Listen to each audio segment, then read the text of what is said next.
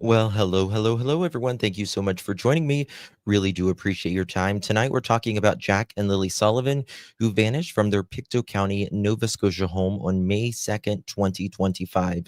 Since then, there's been no sightings of Jack or Lilly, and we have no idea where they are. Many theories are still out there. Did they walk away? Or is there something else that have could taken place? A lot to talk about in this live stream. Stick around. I've walked through storms in scars and grace. Smile through pain with a painted face. They called me too loud, too much, too strong. But honey, that's the reason I belong. Every scar's a scripture, every tear's a hymn. I found my worth where the light grew dim. They tried to break me, but here's a twist. I turned my pain into a clenched fist. I'm an unbreakable woman, born of fire and pearl. I shine like grace in a reckless world. You can test my faith, you can shake my plan, but I'll rise again. Just watch me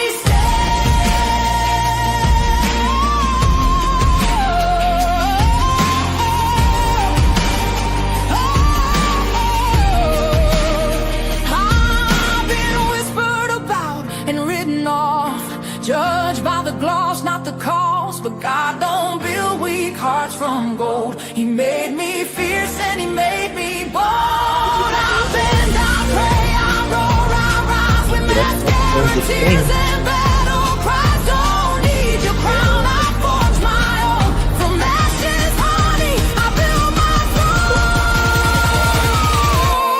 I'm an unbreakable soul, dressed in truth and pearls. The fire don't scare me, it lights my world. You can doubt my voice, but you'll hear my name. I'm holy and hood, and I'm done with shame. For everyone called too much, too loud, too real. You're not to anything. You're exactly what power looks like. I'm an unbreakable soul, through the fight and flame. My scars are stories, my strength, my faith. Faith in my heart, fire in my curls, forever divine.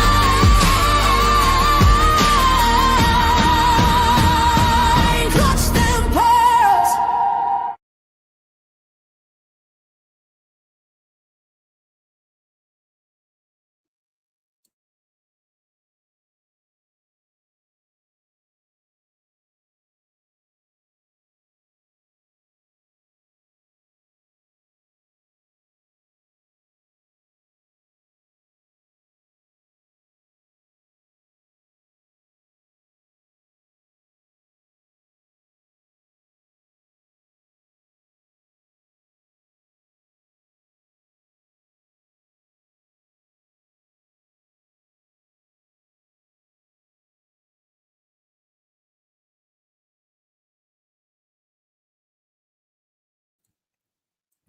Well, hello, everyone. Thank you so much for joining me. Really do appreciate your time. You could have chosen to be anywhere on YouTube. You have a lot of options, anywhere on the internet, anywhere in the world, and you chose to be right here. I know your time is very valuable, and I do appreciate you spending some time with me. Today is not November, December 4th, 2025. It is currently 11:53 p.m. on the East Coast of the United States. Boy. It's Sarah's birthday. Oh my gourd. It is Sarah's birthday. Happy birthday to you. Happy birthday to you. Happy birthday, dear Sarah Jane. Happy birthday to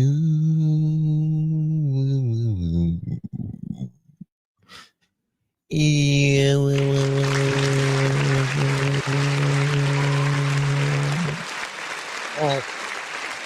Happy birthday, dear Sarah. Oh, Lord. Happy birthday, darling. May your year be as fucking fabulous as you are. How you doing, girl? Good to see everyone in chat for the Insomniac edition. Who do we got in here? Where the wind blows, West Virginia, holla, girl. Ain't no holla back, girl. Sharon, good to see you. Shelby, forget me not. Julius, how you doing? In am I saying right? Demit Dramendez, am I saying that right? Lovely's house. God, I gotta get I gotta get new prescriptions or something. Jonah, good to see you. Kristen, hello. Michelle, Shelby, good to see you. Miss Klinger, Mama Dukes, how you doing? There's the wild angel Roxy, how you doing? Marie, Wolfie, Melissa, Tina, Retro. Is there a Charmaine in the chat? Oh my gosh, I am supposed to meet you. OMG. Forget me not. How the hell could I? Bonaboo, good to see you. Jamie, Shelby, Tina, lovely house. Thank you, beautiful pearls. I took tomorrow off. I'm a bad girl. No, you're not. Beverly Street, Chihuahua. How you doing, baby? Good to see you. And we got Mama Dukes, Sharon, Anna, Banana, Kristen, Tina, Diesel, Anna Banana. Let's see here. Loves from Spunky. Who else we got? Stormy, how you doing? Jamie Johnson, Beverly Street Chihuahua. We love a Beverly Street Chihuahua. Klinger, Wano, Tina, Retro, Horses, horse going wild. Almost at house. Forget me not. Southern girl. BA Ladybug. How you doing? Good to see everyone. Thank you all so much for joining me. Oh, you're very sweet, Marie. Good to see you, love. Thank you, Leslie. Always keeping it real. Guys, do me a favor before we get started on this late night edition. Will you do me a favor and please hit that thumbs up button? Would be so thankful. Would mean so much to me. Really, really would. Hit that thumbs up. Like and subscribe if you haven't yet already. Welcome, everyone. All right.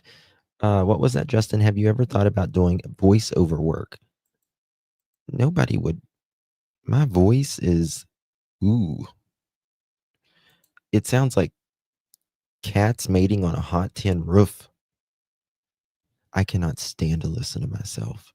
If there was one thing I could change about myself, and I'm thankful to God that I have a voice, don't get me wrong, but it would be my voice.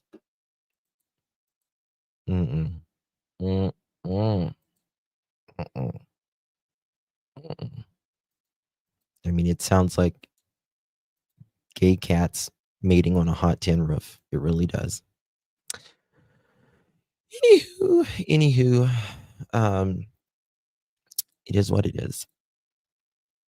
I'd hire you to do my audiobooks. I might be okay to do like self-help books, maybe. People say my voice is soothing, but I don't know about that.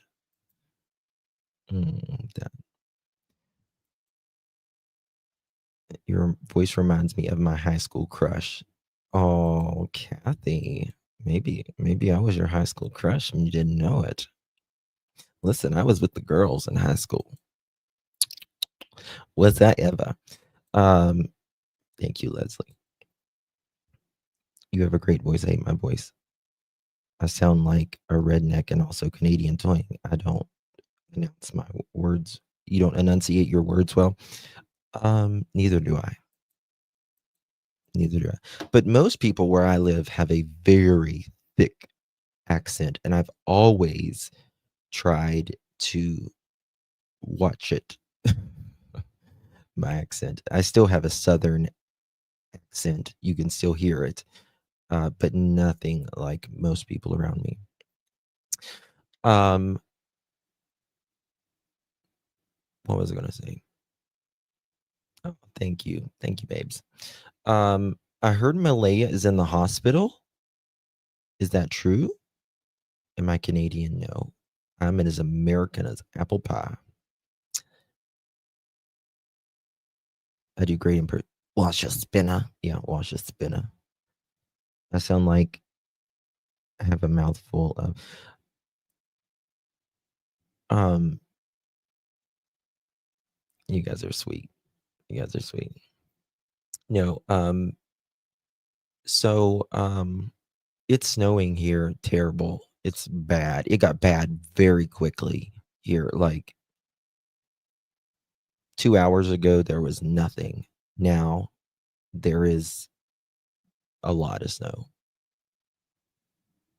Why is Melly in the hospital for? I don't know why she's in the hospital. Maybe she had, I don't know. God, I don't know. Does anyone, like treatment, rehab? They try to make me go to rehab. I have no idea. I have no idea. I'll find out, but I have no idea right now. Holy, my dad was diagnosed with Lyme disease this week. So I was, oh, Sarah, how long has he had it? How long does he think he's had it? That's the question. Monica, I can see that. Mental health, I can see that. And listen, I don't want to see anyone struggle, mental health or otherwise. It's Meadow's birthday. But you guys know how I say like they live in a prison inside. I believe that. I believe that wholeheartedly. There's just nothing that could convince me personally that they don't know more. I think probably just this year. I don't want to hijack the stream, but if you need, oh yeah, Sarah, text me, honey. Thank you, Zach. Good to see you. And so, I mean, like I said, I don't want to see anyone struggle, but the truth will set you free. The truth will set you free. And when you are free indeed. And, um, people that has these big weights on their heart for knowing these real secrets, right? Secrets make you sick. They really do. And I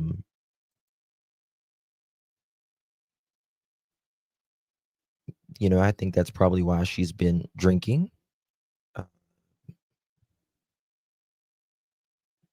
trying to forget about it. And that's just my opinion. And, but whatever it is,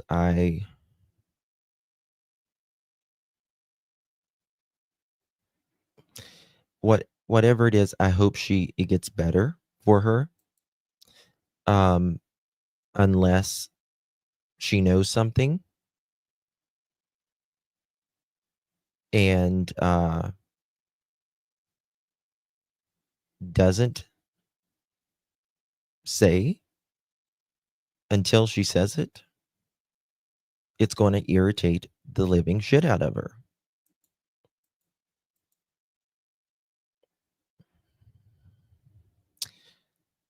It's bad enough that they're missing. You know what I mean? It's bad enough that they're missing, but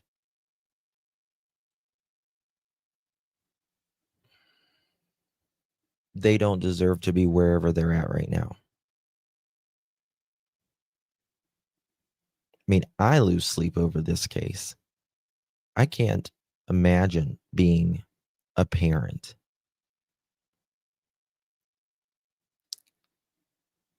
And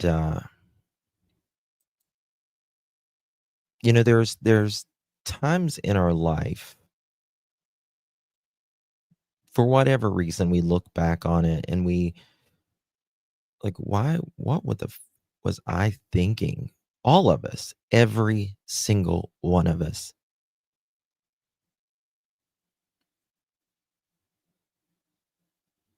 How you treated someone, what you did, or whatever. But I get that with when it comes to,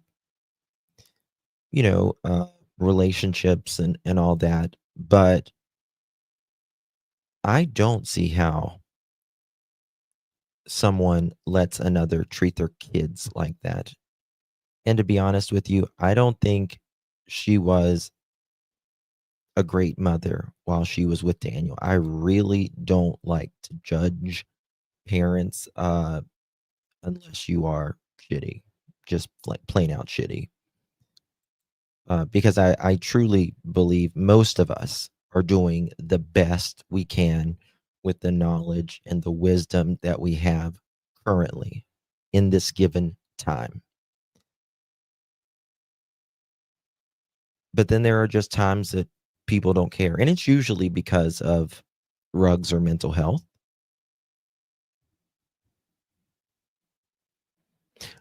Well, so has Malaya's brother's ex-girlfriend. She says that Malaya was not good to him.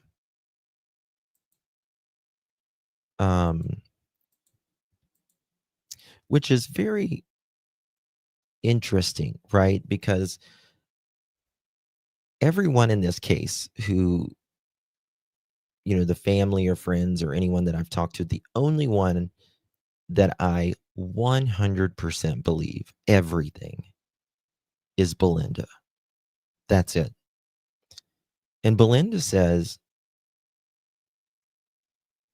she was a good mom at one point, right? Was a really, really good mom. And parenting's hard. It's ups and downs and round and round. But we are usually, pretty consistent as parents, from our day to day, how we treat other ones in our home. But the only thing that I can think that would change that is drugs or mental health. Oh, Connie, she's been drinking. She's been drinking. Going out to the bars with her man. All that. Mental hospital currently. Yeah.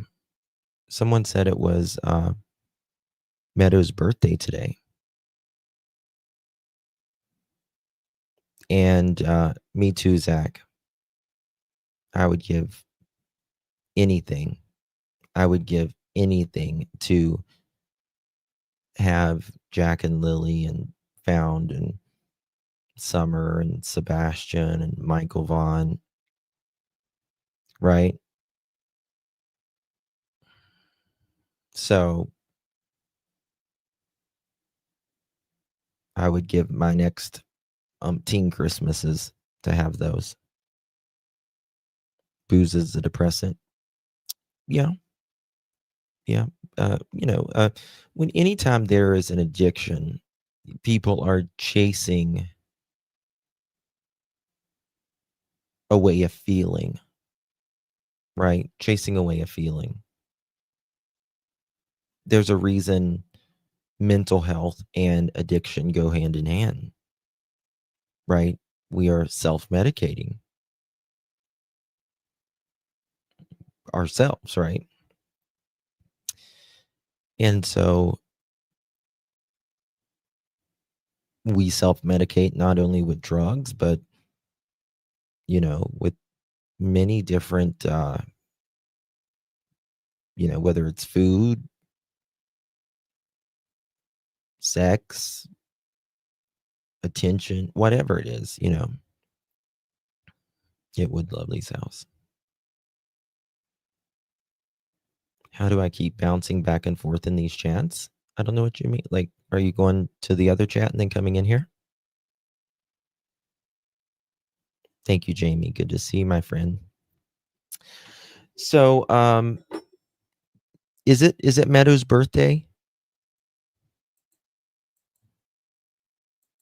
Is it Meadow's birthday? Hey, Mama's the Bomb. Good to see you. Let's get it started.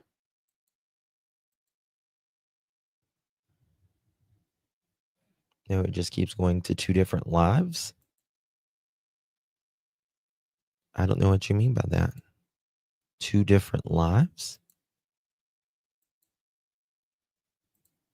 Well, there you go. Today's Meadow's birthday. And are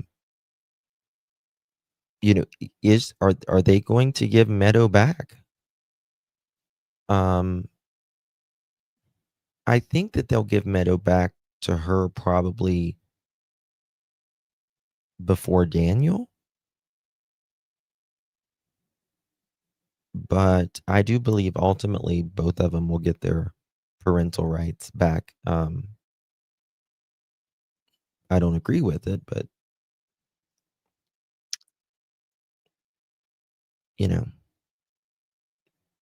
they will be much more carefully monitored. You can bet that. Hey, Darlene. All right, guys, do me a favor, hit that thumbs up button. Would be very, very thankful.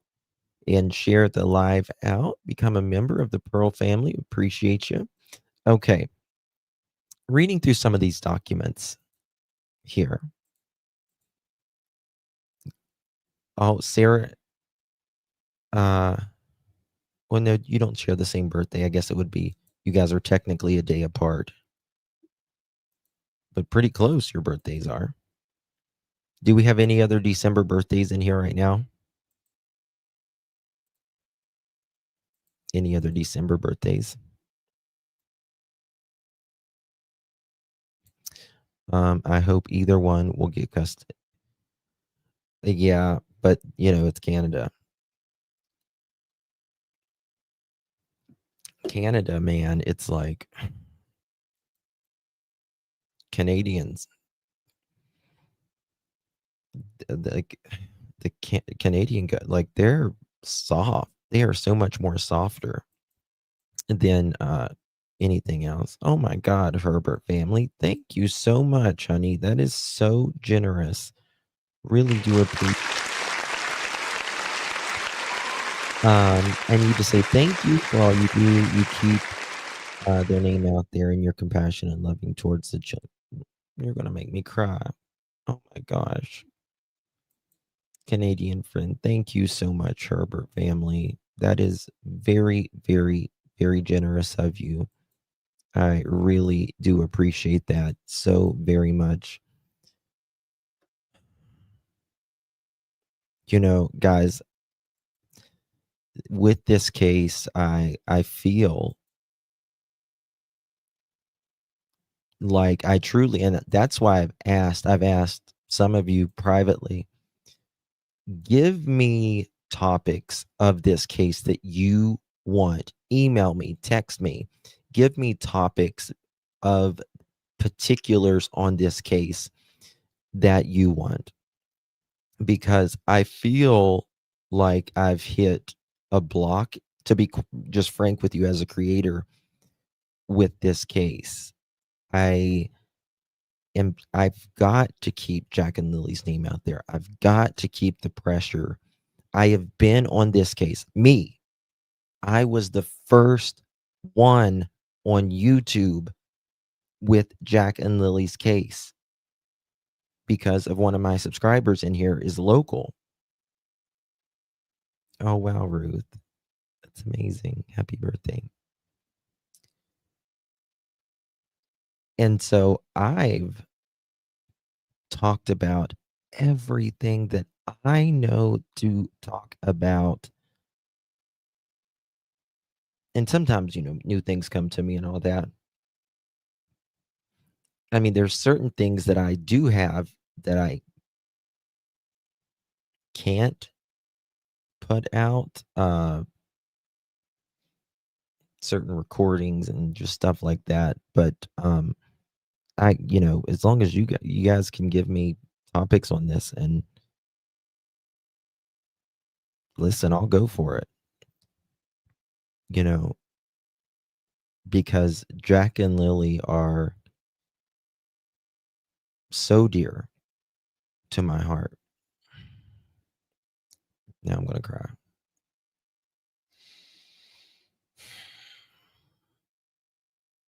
They really are.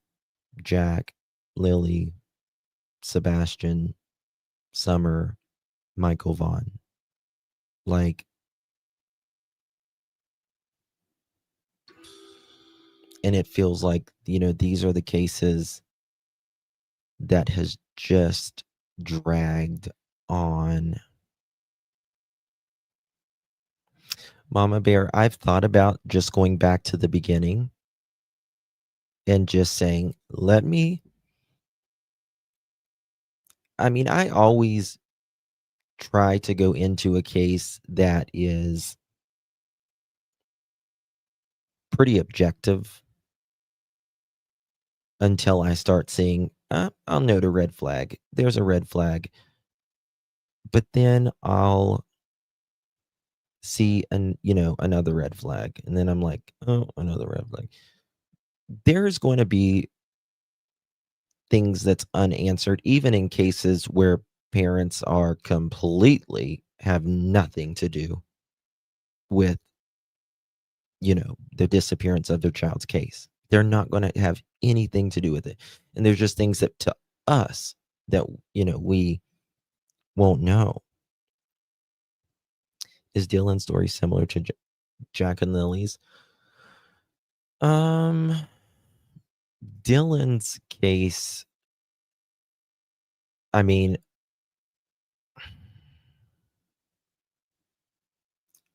there's a big conflict in it, right? Oh, thank you so much, Joyous. Thank you, Mama. Appreciate you very much. It's very kind of you. Thank you so much, Miss Joyous. Love you, honey. You received one of those pearl necklaces. Make sure you thank our beautiful, beautiful Joyous. Very kind of you, my mamacita. Thank you so very much. And look here. I'm going to gift out 5 memberships myself. There you go. We got 15 new members. How you doing? Make sure you guys thank Miss Joyous if you received one of those pearl necklaces. Dylan Eller's cake. Well, the little boy that went missing in the forest in Canada. God, I can't think of his name right now. Sorry, it's Limes. It's screws with me, man. I can't think of what's the Darius. Thank you so much.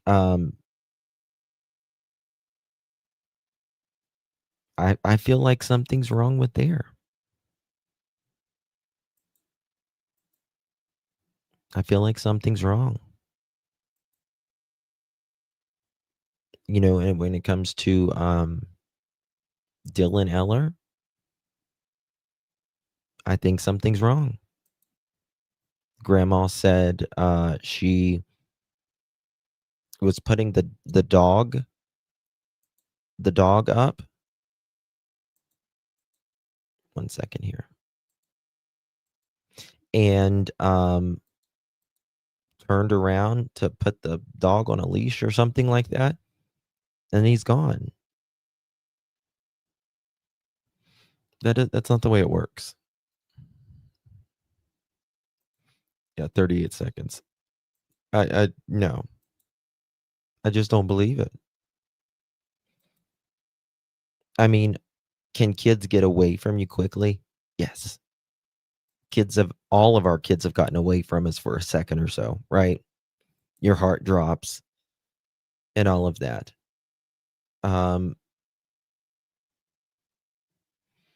But if they're outside or something and you're going to hear something, right? Yeah, Julie. I know. And I was thinking about Daniel and Malaya about, this is going to be the first Christmas without the kids. And that's going to be hard. Dylan's disappearance never made sense to me. Grandma says she turned her back for a moment. A child that size would not have gotten too far that fast. Yeah. And Dylan's dad,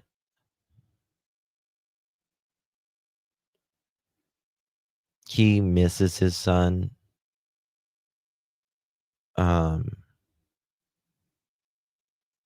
I think that's now just anger, and I don't think he's necessarily made some of the best decisions, in my opinion. I've spoken to him privately before, but I'll be honest with you, I would probably be a basket case as well. You know what I mean? Still not easier than. Yeah. I feel bad for him too, Mama Angel, because he's frustrated.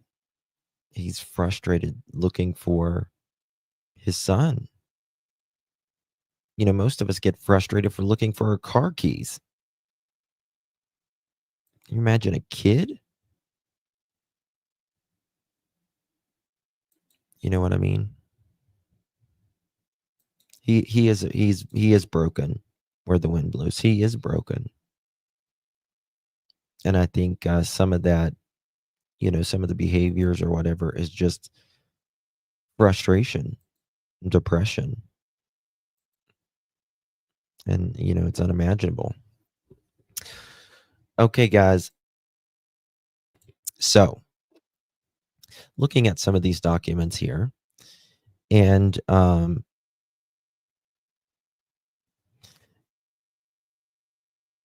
sometimes I see things, I'm like, did I ever read that? Or do I got the memory of a goldfish? In this part, Daniel said he is trying to be completely truthful and tell police everything. That would set a red flag for me. Truthful people don't need to tell you they're being truthful. But okay. But it's hard to remember everything exactly as it happened. Again, that's bull hockey, in my opinion. Complete bull hockey. If you've ever lost a loved one, guys, I've got the memory of a goldfish. I have limes, and about 5 years ago, I could barely talk for a year. My limes was so bad. Brain fog, everything. Both of my parents died unexpectedly. And I can remember everything. I can remember the day before, and I can remember everything about that day. Okay. With your kids, I would think that it would be even magnified, because truly the worst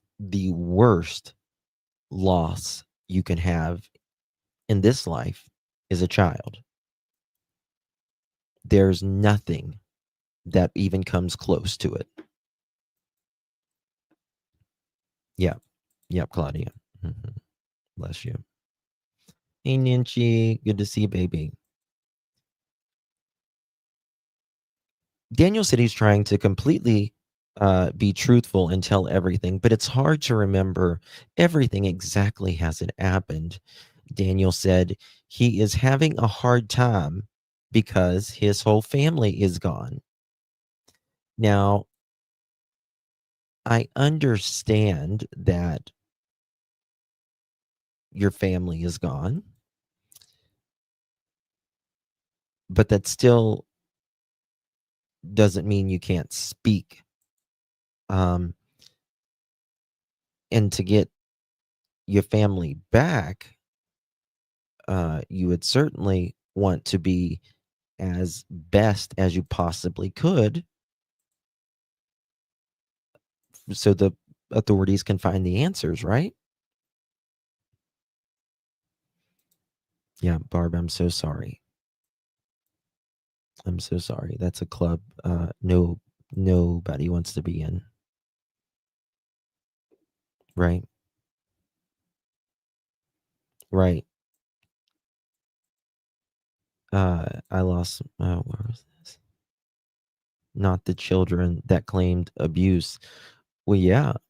Um, but what's interesting to me is Daniel, he can remember everything that makes him or paints him in a good light, right? He can anything that paints Daniel in a good light, right? And gives him the Math-Tell effect, he can remember. Anything that can blame Malaya at times, he can remember. Very much so. Very much so. You know, there's one thing that I find very interesting, and Nietzsche, and notice this, especially with the kids that go missing. The dominant one in the family, it's usually the male, right? Their disposition. Daniel, right, thinks he is, Superman, you know, ego as the day is long. He tries to inflate himself. Actually, I think Daniel has to smoke something almost to get him out of his head to make him think that he's actually something. Look at Chris Proudfoot. Big ego, right? Big ego. Don Wells. Big ego. And what do you hear about all three of them? Red fire tempers, right? Red fire tempers. Can't accept fault for anything at all. Zero zilch nada. Zelda. Oh, baby. Oh, my God. I was on 30% oxygen for 5 days. I'm now having trouble remembering things and concentrating. So annoying. Oh my God, Zelda, I'm glad you're okay. Honey, bless your heart. Are you, when was that? Is that now? I think Janie told Daniel he was her perfect baby for too long. She has coddled him his whole life, in my opinion. It makes me wonder, you know what I mean? Like, it makes me want, it was in 2021. Zelda, I've heard people having talk, uh, one of my friends, like, she had the Rona and she was driving and it's like she just didn't hardly know where she was at. I knock on wood, I've never had the Rona where it like messed with my mind or anything, but it's definitely can happen. And especially if your oxygen's low, number two. But I've had it once where it messed with my smell. But it makes me wonder, Darlene, was Daniel really babied or is she making up for it?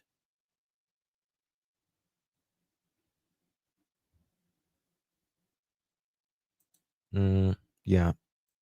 Yeah, Nietzsche. Mhm. Yeah.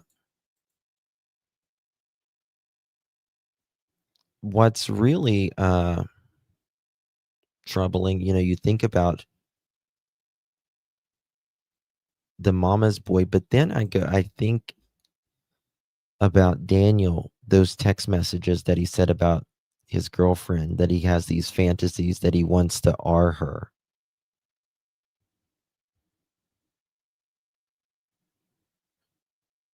And that has to come from somewhere, right? Where does that come from?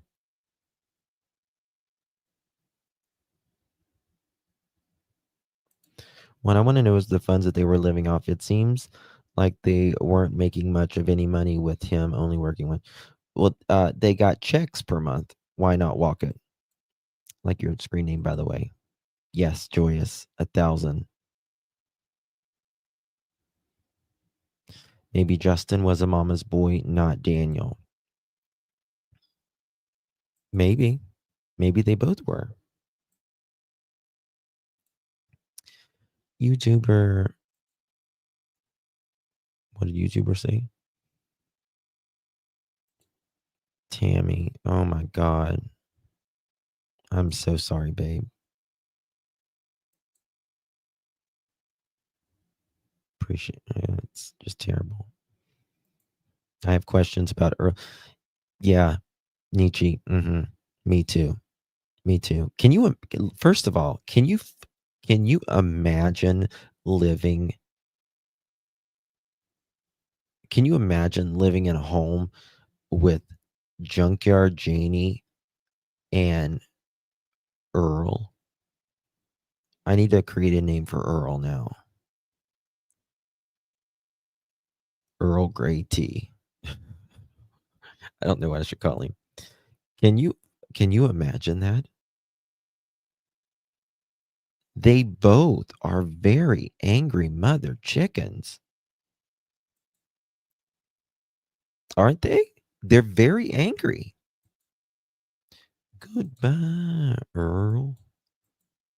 Burl. We're not going to call him a Pearl, that's for sure. Hurl. Hurley Earl. Earl the Pearl, king of the world. No offense to the pearls. Being a pearl. No pearl. No pearl was harmed in the making of this recording. Yeah. So who was close to Earl because Daniel doesn't even call him dad. Well, I can tell you this, Marie. Daniel, listen to this. Daniel specifically has not been talking to his dad much since, and I know this, know it 100, Daniel has not been talking to his dad a lot since specifically this has happened. I know. We was going to do one for Thanksgiving, but I don't know what happened, but something happened.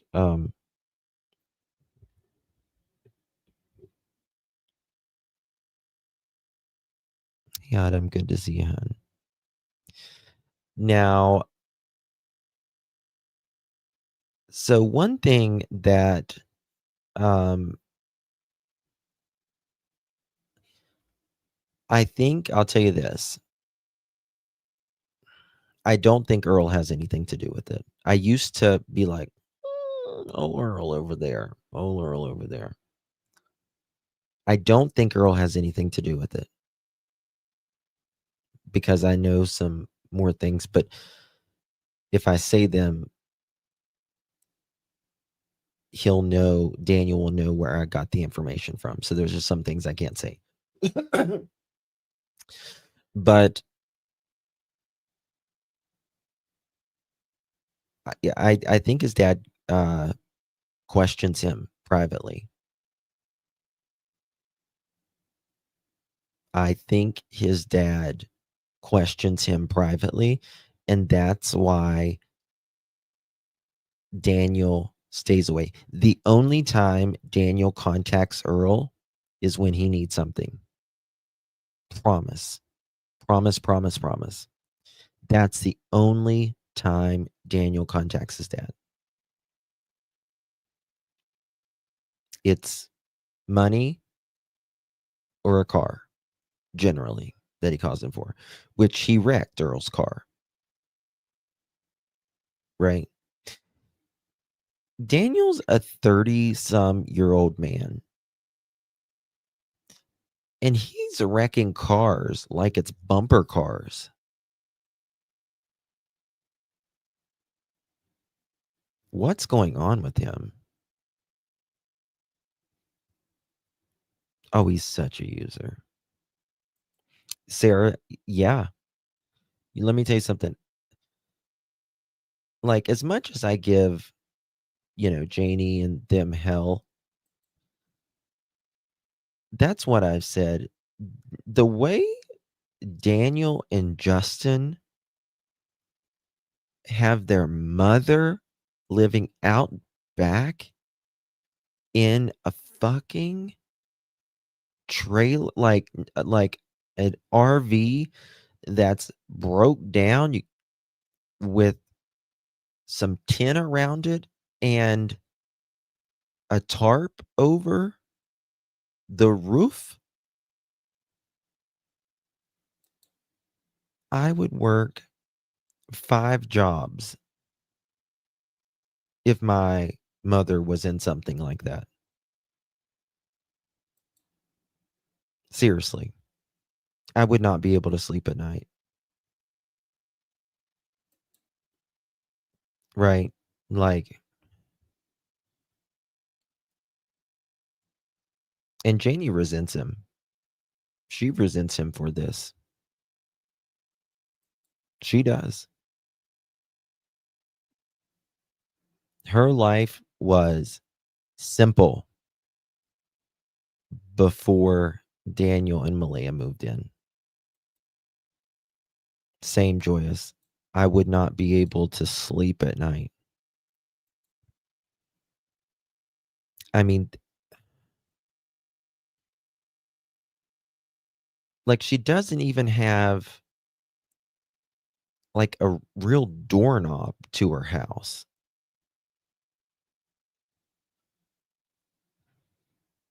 Maybe she was happy there. Okay. You can be happy in a broke down car. But I would rather cry in a new car. You can be, sad in a broke down car. but I'd rather cry in a Porsche. Just me. Just me. Right? I mean, I don't have a Porsche or anything like that, but I'm just saying, I'd rather cry in a Porsche. Okay? You know? It's just the truth. I mean, wouldn't you? I mean, I'm sorry, but comfortable is a state of mind. Well, it's not about comfort. Let me tell you something. No, no, no, no. There is no way anyone is comfortable in a dilapidated camper with a chimney coming out of the window. I mean, it's Nova Scotia, y'all. It's 26 degrees outside where I'm at right now. Right? I'm in the mid-Atlantic part of the United States. Like Nova Scotia in Canada gets cold. It's very dangerous. It's not, and you're taking my point there, Sarah. It's not about just being happy or anything like that, right? It's general safety.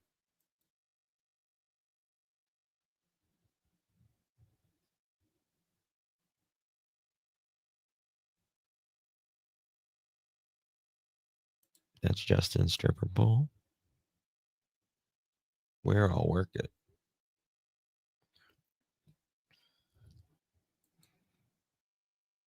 Oh, that thing right there, it's a rope. It's Remy's rope. Think about having to keep a fireplace 24/7. Listen, when I was a kid, I grew up poor, right? And we didn't have central air or a furnace or anything until I was probably 13 or 14 years old. We had a wood fire. That was it. And I would have to get up of the night and throw, a log on it, or sometimes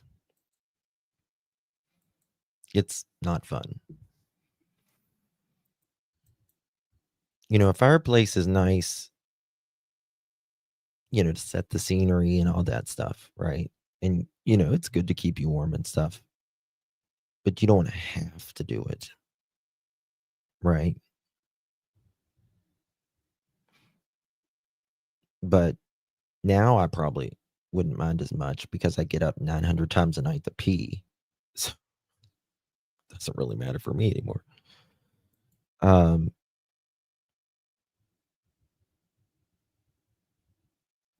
Yeah. Yeah. Same here, Justin. We lived on an island. Really, Brenda? I want to live on an island. As long as it's not Epstein's.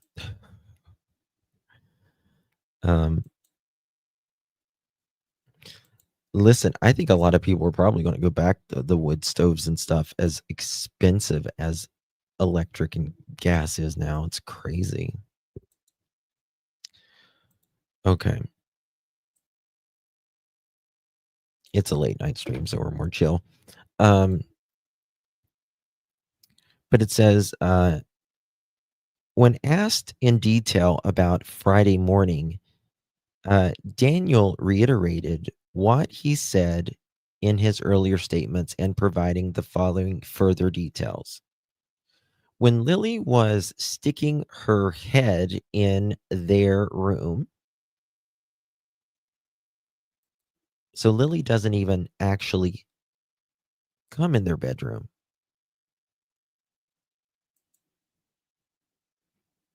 Yeah, all my Australians and New Zealanders right now, they're all, well, in South America, right? Y'all are all in your summer right now. Kelly, welcome to the Pearl family, my dear. Really do appreciate it. Welcome. Welcome. Kelly, how you doing, girl? Really do appreciate you, my dear. Truly. Thank you so much. There's a wood stove here in the cabin, but I'm nervous to light it. I never lit an inside fire before, only outside with gas.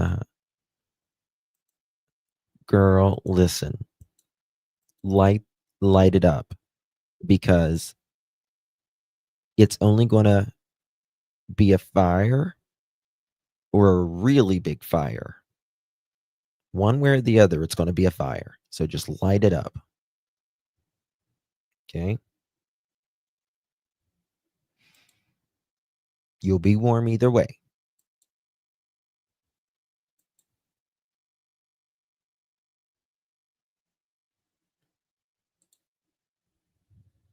We go through 12 chords a winter. What are chords? I mean, I know what like a chord is, but is it something I'm missing? Wood chord? What's a wood chord?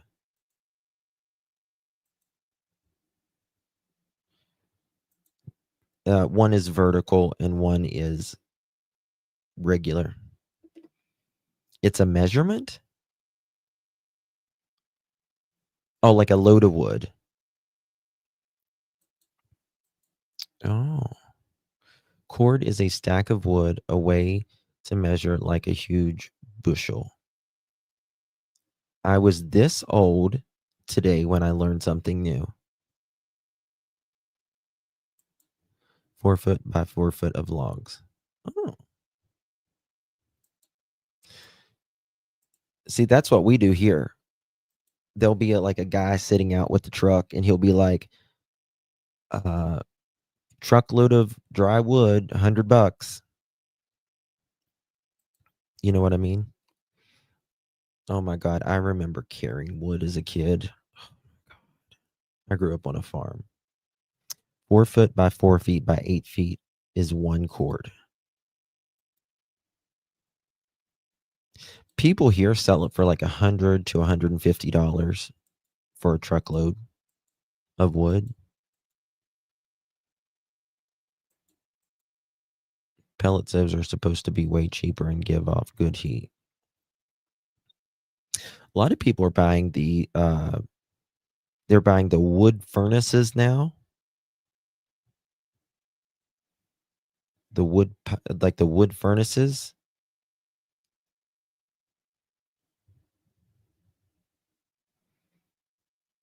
I don't know about that. 250 a cord for dried birch here. See, that's the pretty wood. That's what I call the pretty wood. Here it's not like we don't have like birch and stuff like that. It's like poplar and oak and maple. Like that's the type of wood mainly you're going to get here. My dad used to cut down trees and sell the wood. Mm-hmm. Yeah, it's the way people make money, especially around like Christmas and stuff. Winter season, pine. Oh, see, we always were told not to burn pine, like it's dangerous to burn pine. Pellets, those work great and a lot cheaper.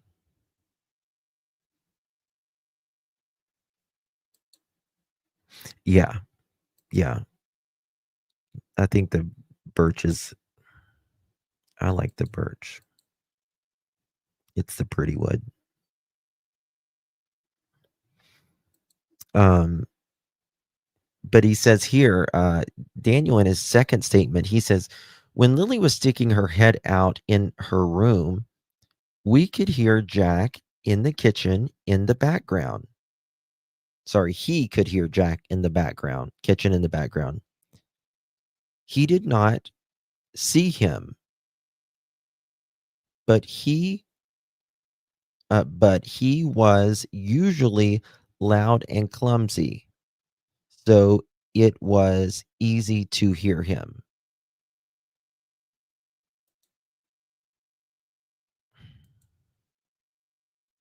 Isn't that weird? how he's always talking about how Jack is clumsy.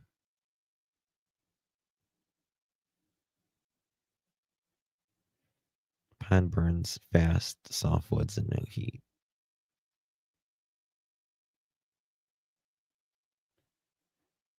Yeah,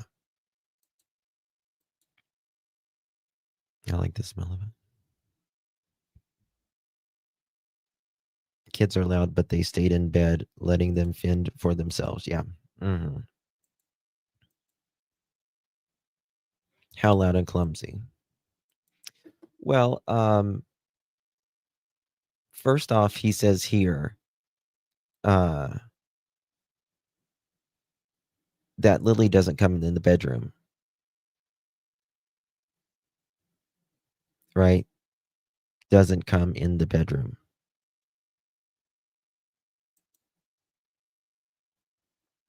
Oh, same, Mama Bear. But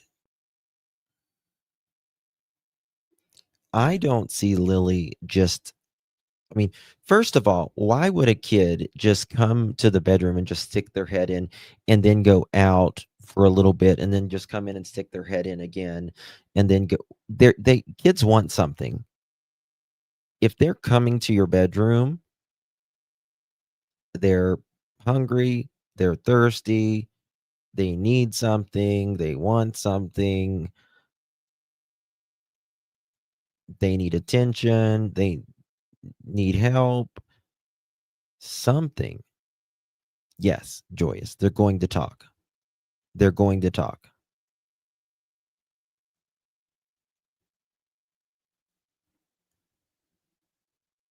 Now, he recently, oh, I agree, Marie. I mean, look how skinny those kids were. Yes. And the day before, they say that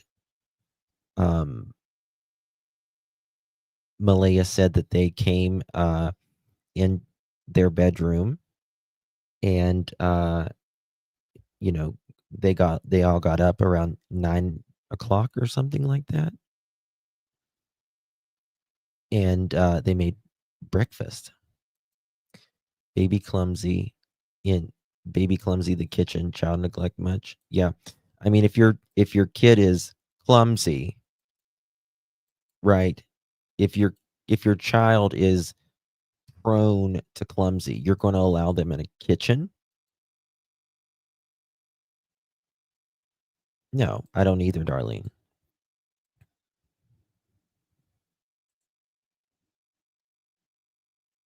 So Daniel says nothing moved. So is that a fishtail that he heard Jack allegedly? He was loud and clumsy, so it was easy to hear him. And then that's redacted.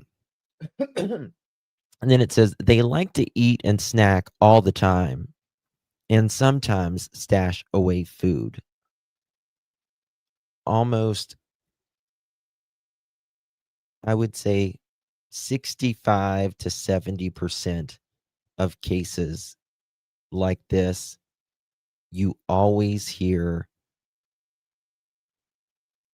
the kid stashing food. It's very interesting. Or there is some food issue, like the parents are always bitching about. Yes, Joyous. Yeah, they like to. It says right in this document that they like to stash away food. It's hoarding, yeah. Because listen,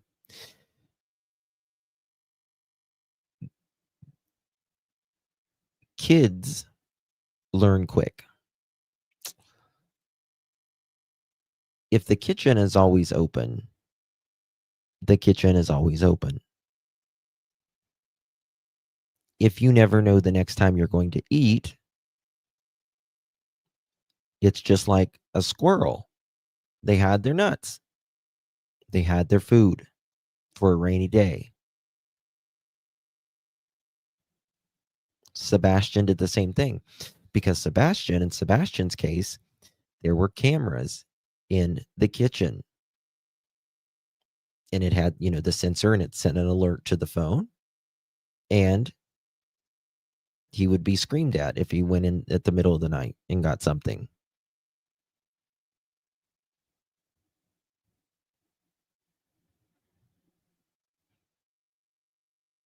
I can't imagine. I wouldn't let my worst enemy be hungry. I wouldn't let a soul be hungry, ever. I don't care who you are. Daniel, Malaya, Don, Candace, any of them, I would feed you.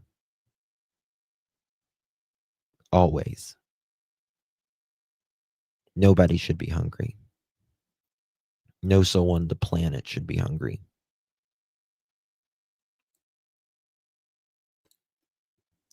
Didn't Maddie Soto stash her food too? Yep. It's very common with abused kids. Very, very common. And then there's something redacted here, so it's very interesting. Because it's not a full sentence. They like to eat and snack all the time, and sometimes stash away food. Redacted. I wonder what that redaction says. Yes, thank you so much, Joyous. Please hit that thumbs up, guys, on this late night edition. And only the pantry and the fridge were open because I don't need tired folks cooking, falling asleep, and burning on. Absolutely, Karen. Listen, I mean, we have dinner, right? But if the kids get hungry later on, they wake up and they want something, go get it. I'm not going to question you. Go get it. It's a free world, man. Hey, Mick. How you doing, baby? Thank you so much. Appreciate you. Hi there, beautiful people. I'm at work. I wanted to say happy holidays, and I know you good job. Thank you, Mick Mac. So good to see you. Oh, you got Jack and Lilly on there. Bless your heart.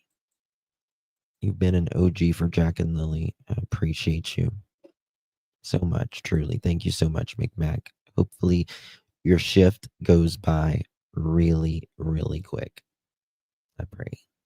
Love you, darling. Thank you so much for your support. I lived my younger life, part of my life, with a person claiming to be my mother that treated me and my siblings very similar to this. So I know how it is to be hungry and very scared as a child. It's a bad feeling.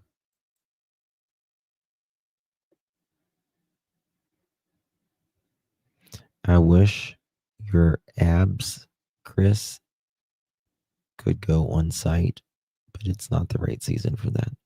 What's that mean?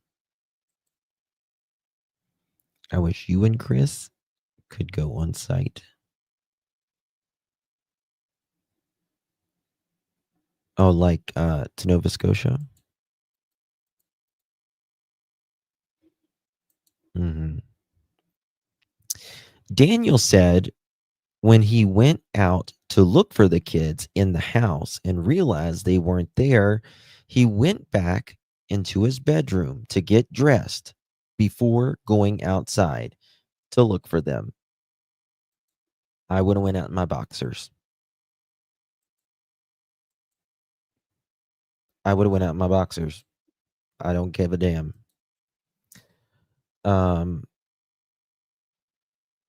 Daniel confirmed the kids would not go out the front door because he had jammed a wrench or a bolt there to make sure the door didn't open.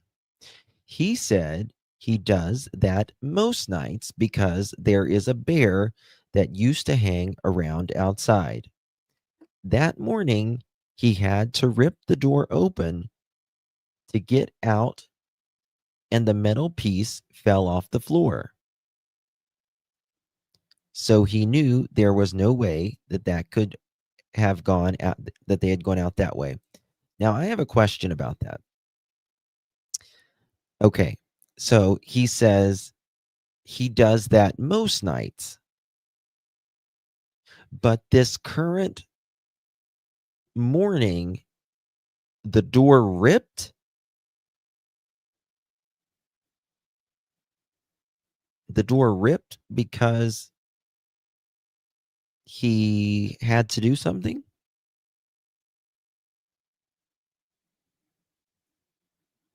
Is that a coincidence that it ripped that morning, or did something happen prior?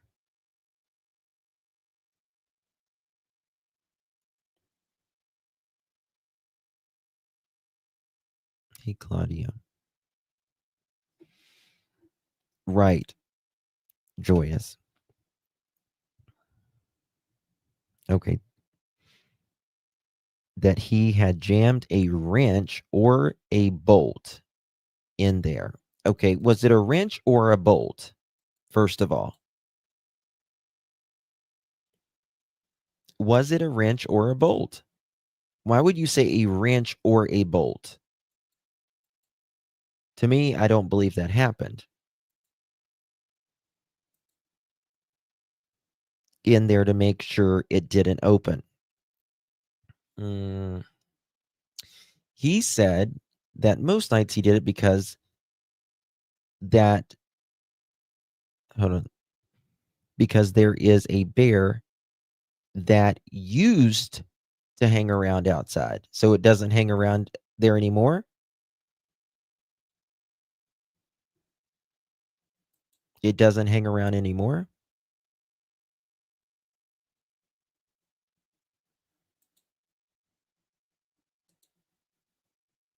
Kelly, thank you so much, my dear. Oh, you upgraded. Thank you, baby. Appreciate you. Thank you, baby. It's very kind of you. Really, really appreciate that. You know what this makes me wonder? If Daniel locked everyone in the house sometimes.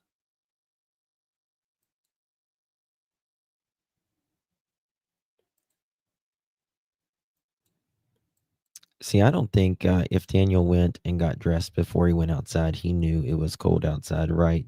So why would Jack and Lilly kids go out and stay outside in the cold? Exactly, Kathy. Even Daniel says they didn't like the cold, and once they got cold, they'd go back inside.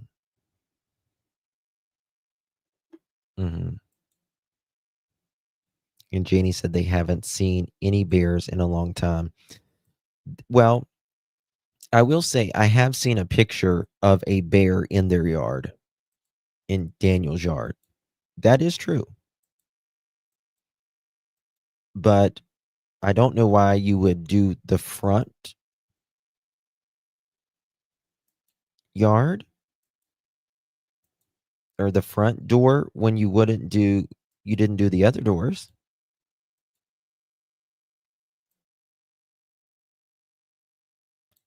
You didn't do the other doors.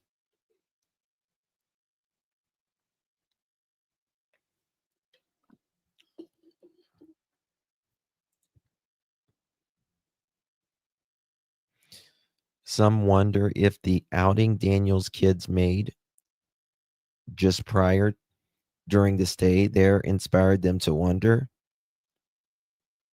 Oh, so when was this story made up? Why not walk up?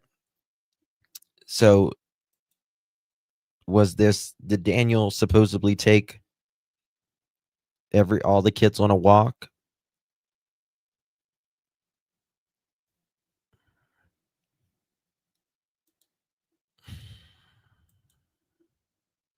He makes up so much shit once we call him out on it. It just makes him look more like a liar. Hiking, but left no footprints. Yeah, get right on that, right? He says there used to be a bear outside. That morning, he had to rip the door open to get out. Why did he have to rip it open that morning? and the metal piece fell on the floor. So he knew that there was no way that they could have gone that way. He took the car and went out to look. When he came back, the RCMP were there and told him not to go in the woods. By that time, his mom was there with his Uncle Ron, and he waited with them. There was a time when he was looking in the woods. He thought he heard a scream that sounded like Jack and Lilly. He stopped and stood still for a while, but the helicopter overhead was too loud and he didn't hear anything else.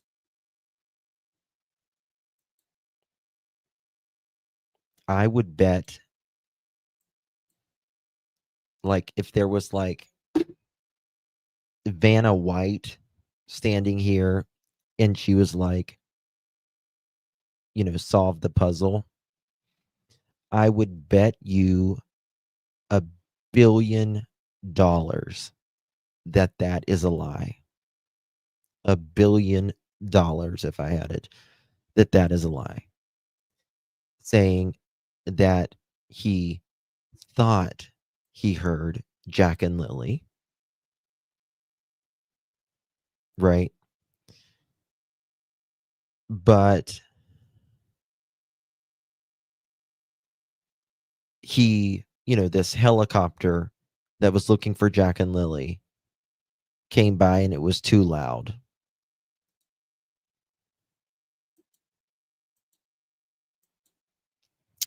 And you didn't report that, Daniel, until you do this interview?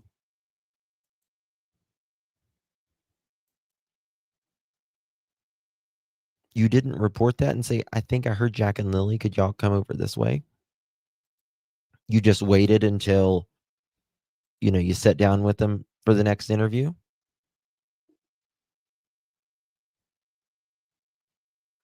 I can't either, Mama Bear. He's repulsive. Because I don't know how anybody believes him. I mean, there are people that makes so many excuses for this man. So many excuses. Now get this. At one point on Friday before dark, he took a half an hour video on his phone of where he was searching.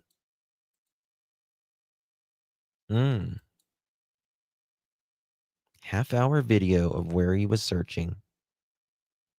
Imagine that. Why would you do that?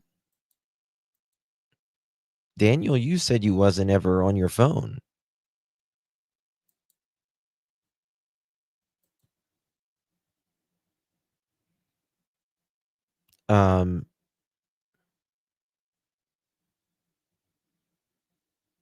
He also sent that half an hour video to Malaya, by the way. It was a steep part of a hill, and he does not think Jack or Lilly could have gone up that way. Then why the fuck was you searching it? Why was you searching a place and taking video of it if you don't think Jack or Lilly could have gone up there?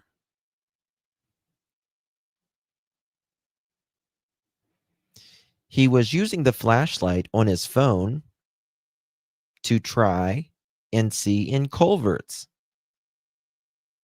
but he didn't see anything in the water. Daniel, you said you didn't ever take the phone when you were searching. Dum-dum. You said you didn't take the phone when you was searching. Like your mother Janie. Go watch a spinner. Come here, Daniel. We're going to clean those dirty ass underwear of yours, you nasty ass kid. God, Justin was such a better kid than you. Sound like Marge Simpson. Mr. Waist deep in the water without a phone. I know, right? How could he be in the waist deep water if he had his phone? I don't believe he was ever in waist deep water unless it was that night, right? You piece of garbage. You piece of garbage, Daniel.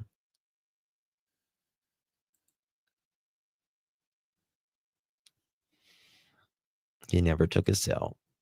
That's what he says. But here, my God, he was freaking lights, camera, action. He's videotaping the woods.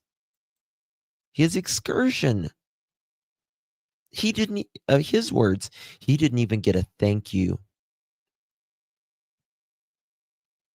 because he was out searching. He could have fell and hit his head.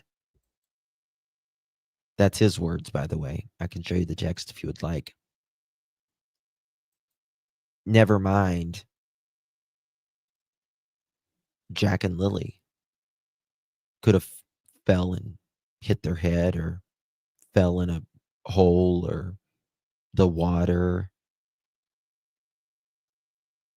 anything. And if they got out on their own accord, that's what happened. Because you won't convince me someone in Lansdowne Station, Nova Scotia, with a population of 150, and that's when the family's visiting from out of town, someone there picked up the kid. Ooh, I like that one. He's a glory hog. Joyous. I'm going to use that. I'm screenshotting it right now. Glory hog for Daniel's glory holes. There we go.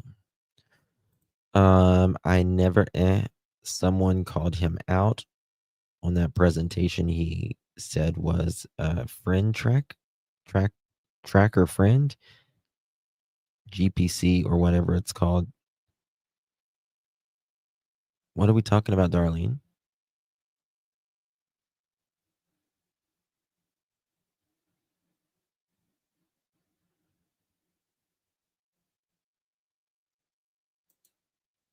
It was absolutely ridiculous. He can't be serious. Who are we talking about? Say my name. Say my name. Who are we talking about? You can mention the creators. I'm asking.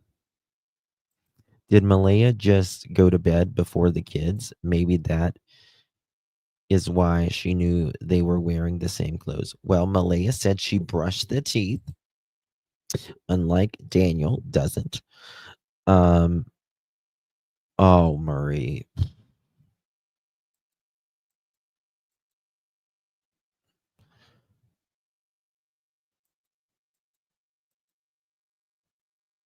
I'm just going to be kind. I'm just going to be kind. I don't know. I don't know Brody's. I don't know.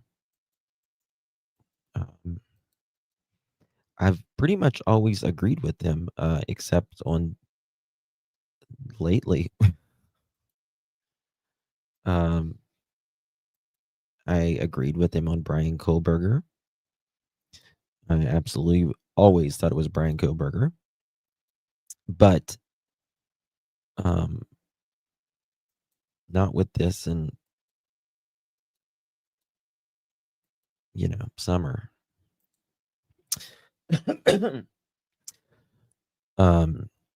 Okay. But this is what he says. He was using the flashlight on his phone to try and see in culverts, but he didn't see anything in the water. I find that interesting. The culverts. But he didn't see anything in the water. Now,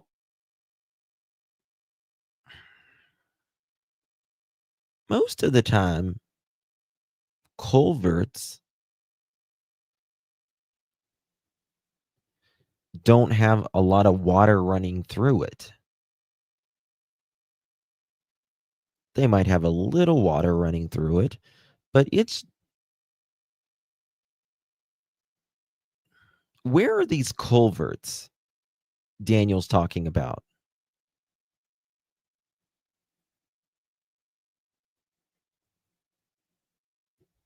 Oh my God.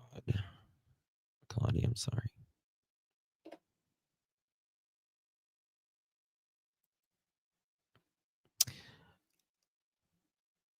I do, Brenda, but I understand what you're saying. Absolutely. I believe there was a lot of delays. Those kids, in my opinion, again, I'm not a doctor or anything, but I don't think they was autistic for a second. Neither one of them. I think they were neglected. And look at these kids. Look at Jake Harrow. 2 of the kids were special needs because of the abuse that they received. These kids, they didn't give a damn. They didn't give a damn nutritionally. They didn't give a damn physically. They didn't give a damn emotionally. They didn't give a damn in their education. They didn't give a damn. If their pipe wasn't hot, they didn't give a damn.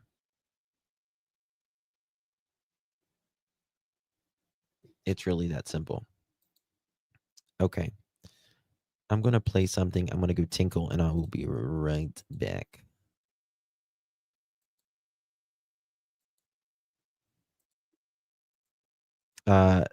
Daniel, in this interview, he's going to start out by saying, I know the truth. You do know the truth, Daniel, but you're not speaking it, in my opinion.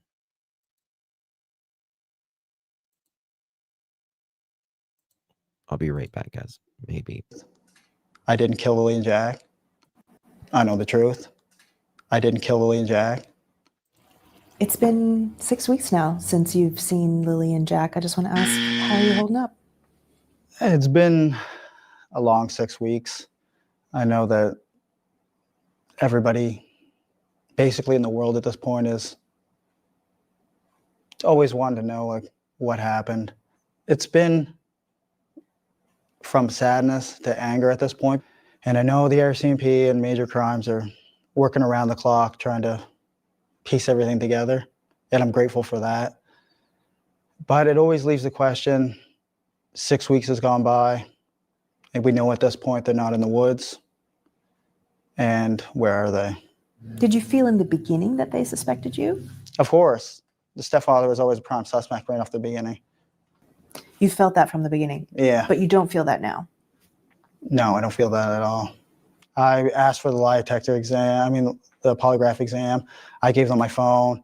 I told them do drug tests because there's a lot of rumors online about a drug party. Mm-hmm. I know the person that said those rumors, and it was just to take the heat off themselves. Was there any kind of party? No. Was there any kind of gathering that someone might have thought was a party? No. There were no people at the house? No. Not the night before. Okay, you mentioned you offered to take a polygraph test. Yeah. Did the RCMP take you up on that? Yes, it did. And how did that unfold? That unfolded in my favor. They obviously know I wasn't lying about anything. So they said, yep, great, thank you, come in for a polygraph test. Yeah, it took a little while to set up. And when did you do that test? I don't know the exact date, but that would be at least 3 weeks ago, probably. So roughly 3 weeks after the disappearance. Basically. And I think if Daniel says up, go down. If he says yes, say no. If he says he doesn't know, he does. And by the way, which I find this interesting. Seawood, Daniel, he went to a lot of people's houses, and a lot of people went to their house. His buddies, they always hung out. I believe that person, the neighbor, that saw a bunch of cars there. And he says, not the day before. Absolutely do. Karen Collins, welcome to the Pearl family. Welcome, dear. How you doing? Thank you so very much for your support, my dear. Y'all welcome Karen Collins to 661 as our newest Pearl member. I wonder if the RCMP are setting any traps, so to speak. Well, the Brodies, so I believe the RCMP is saying one thing to the public and doing something different behind the scenes. Because Daniel said 2 of them accused him of doing something to Lilly and Jack. Malaya's family accuses him of doing something to Lilly and Jack. And he constantly lies. So, where was it? I know the person that, Oh, right here. Here it is. the polygraph exam. That they suspected you? Of course, the stepfather was always a prime suspect right off the beginning. You felt that from the beginning, Yeah. but you don't feel that now. No, I don't feel that at all. I asked for the lie detector exam, the polygraph exam. I gave them my phone. I told them I do drug tests because there's a lot of rumors online about a drug party. He denies. He denies that he has done, drugs, right before Jack and Lilly went missing. He also denied that, and he brought it up himself, just like he brought this up himself. He denied that he doesn't go under different screen names when we 100% caught him under a different screen name, but he thought he was posting under his normal screen name. Do you remember that? I've got it here somewhere. I can dig it up and show you.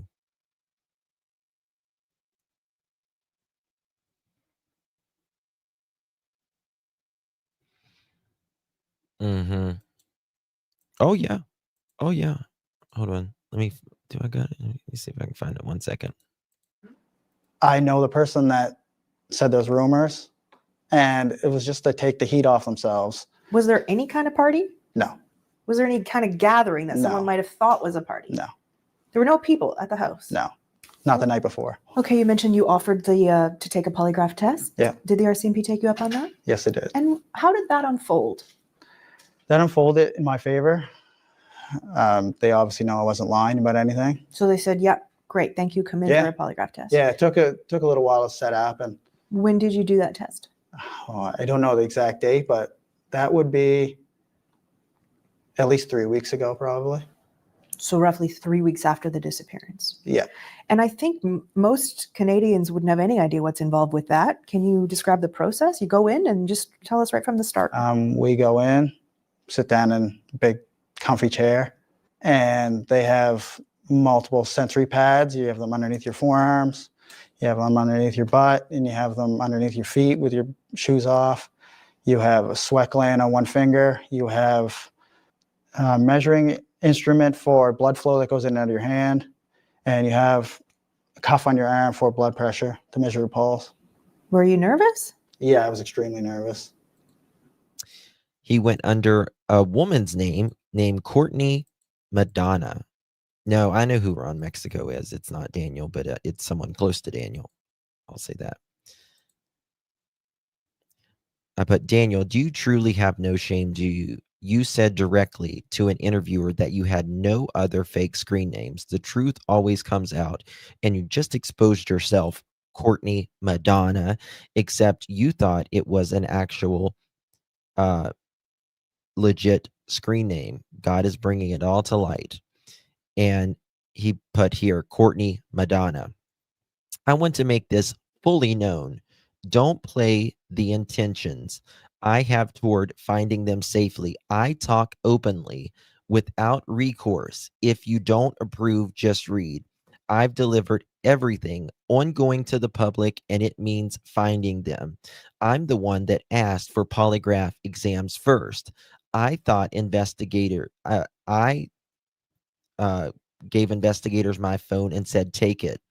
I released the pink blanket to the public. I released that me and the family were seen on CCTV the day prior. I released the polygraph results. I still continue to inform the public. The perspective is one's to choose. I do the interviews and talk openly because there is no other choice. I do it for Lilly and Jack because I should. If you look closely, it's either me or Belinda raising the only awareness no others effing will. They don't have the willpower to stand up and raise awareness for them, for what we all want. Reputation means nothing. There's nothing left. My life has been on effing full display for the world to either support or commence destruction. But by attacking me, you're attacking the closest voice they have. That, well, yeah, it's me. But he's saying because we criticize him, we're criticizing the closest voice. Bullshit. Bullshit. Says the ones that always has black eyes. That I believe you gave, in my opinion. But by attacking me, you're attacking the closest voice they have. I see the truth just like everyone in this group. If you support me, you support finding Lilly and Jack. If you don't want to support me, then continue on the warpath you have chosen. Guess what, Daniel? War. Chugga chugga choo choo, motherfucker.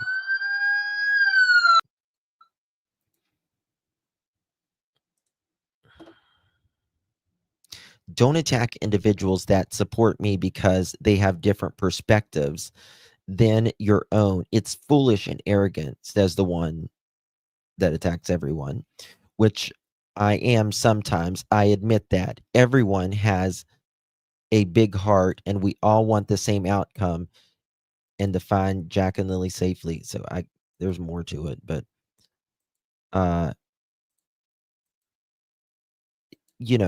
he was exposed right there. He exposed himself. He exposed himself right there. And that shows you that he wants to deceive you. That shows you right there that man wants to deceive you and me. Hey, Nick, good to see you, honey.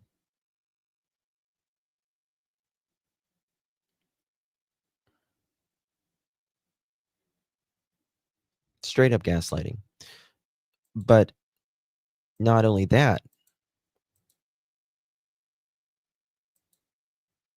he says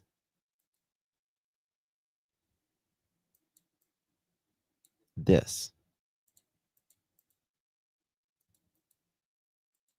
Square inch, and that's when.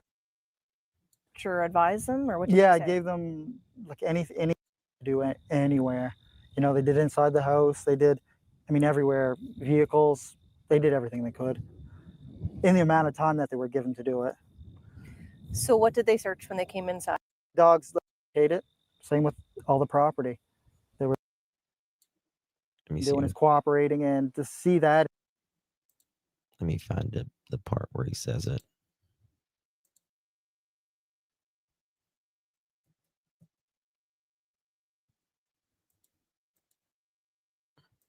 Let's see here.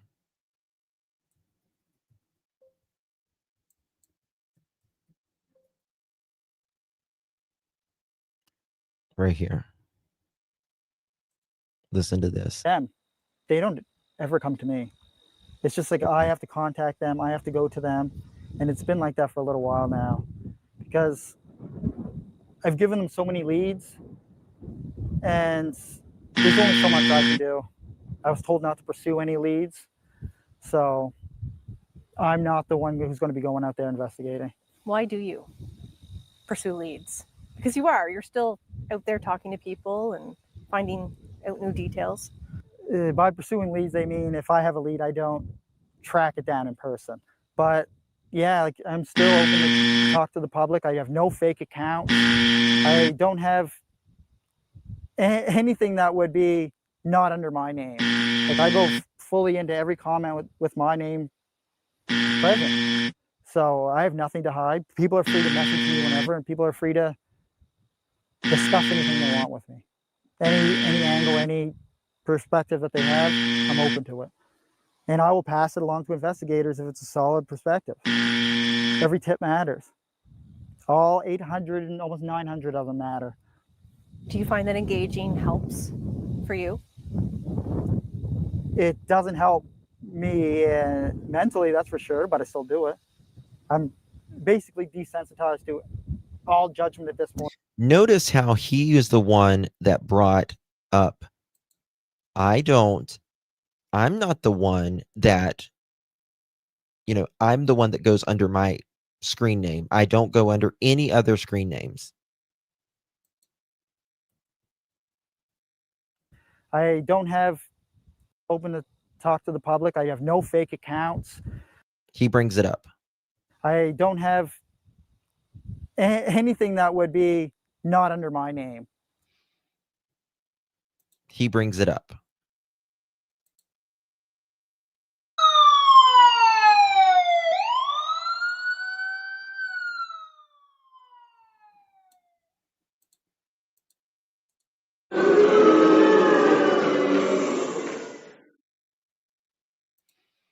Daniel.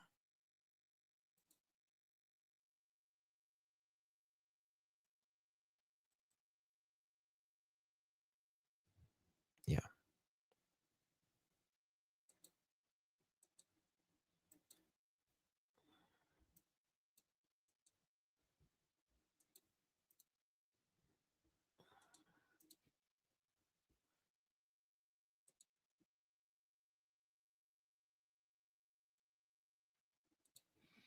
It's Jumanji time, Daniel. Yes, it's the exact opposite. I just want to. That's what I want to do.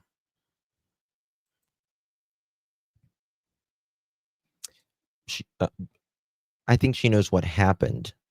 I'm not sure she knows where they're at. She might know where they're at, or where they're placed, I should say. But Daniel knows it all, in my opinion, from what happened to where they were placed.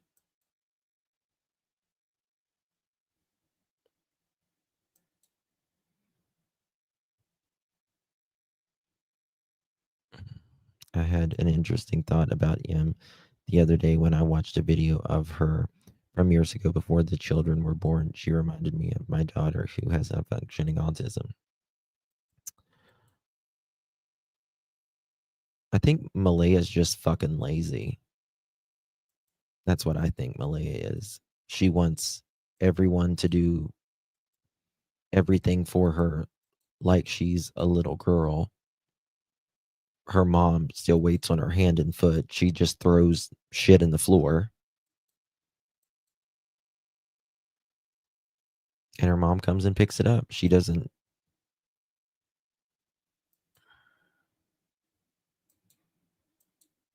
You think Malaya had a hard life?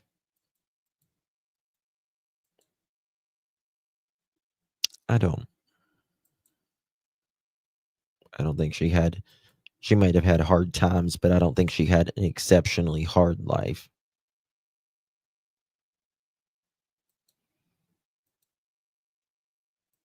Now,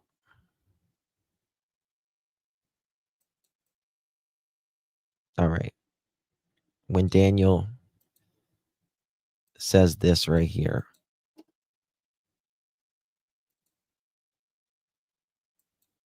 he brings it up on his own, by the way. And we know at this point they're not in the woods. And where are they? Did you We don't know that they're not in the woods. I mean, Daniel was 100% sure, but we didn't know.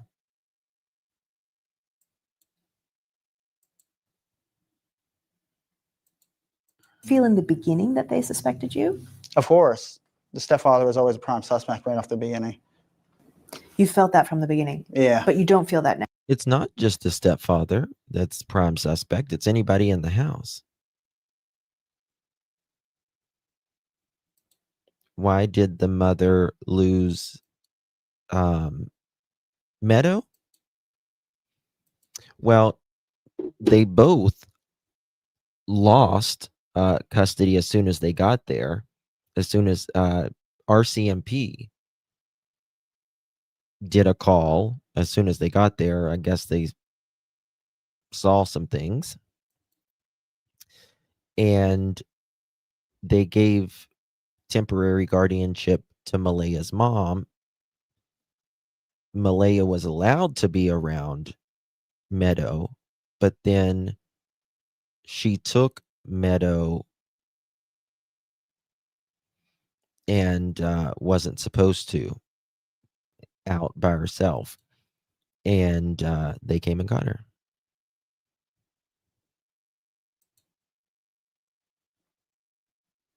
Yep. Oh, I love you, lean on me. You're so sweet, honey. God bless you for that. And that's the thing. Most of us that are, we want it better than we had it, right? We don't want to make the same mistakes we thought our parents made with us.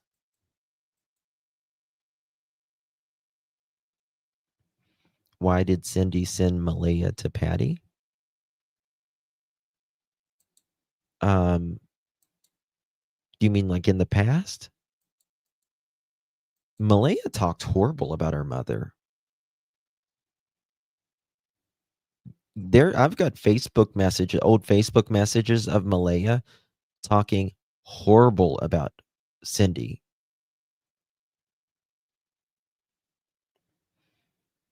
Saying that she was a bad, evil person, and it was something about her horse as well, like she unalived or abused a horse. I think Malaya just never grew up.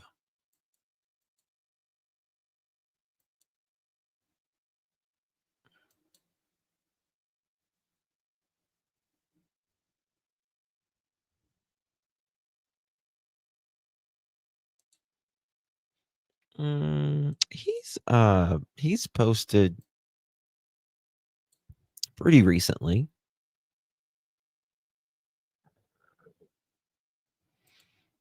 Exactly, Faye.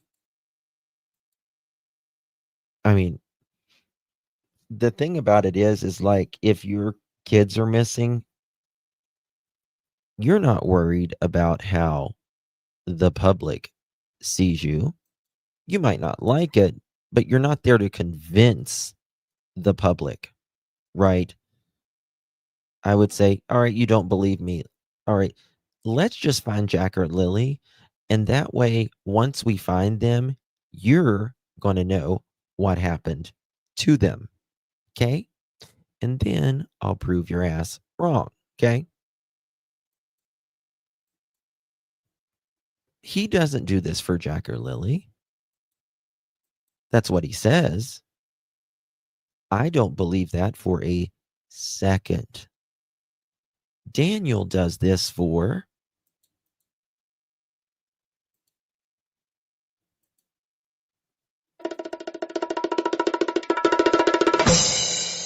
Daniel.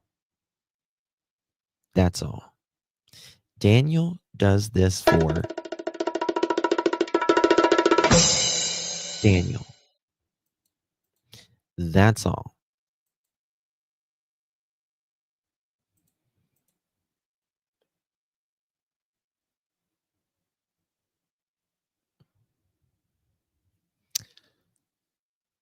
Another point I want to make, I'm in PEI next to Nova Scotia, and our CP legislation has a pretty short window time-wise for having your child apprehended and in the director's care.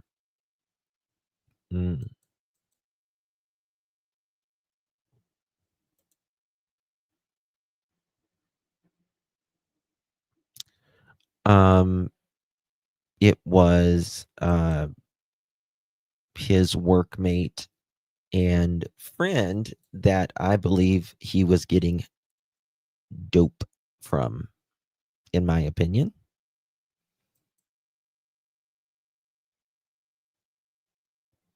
And I couldn't look because Malia's profile is set to private. What's that, Marie? You have no idea who is.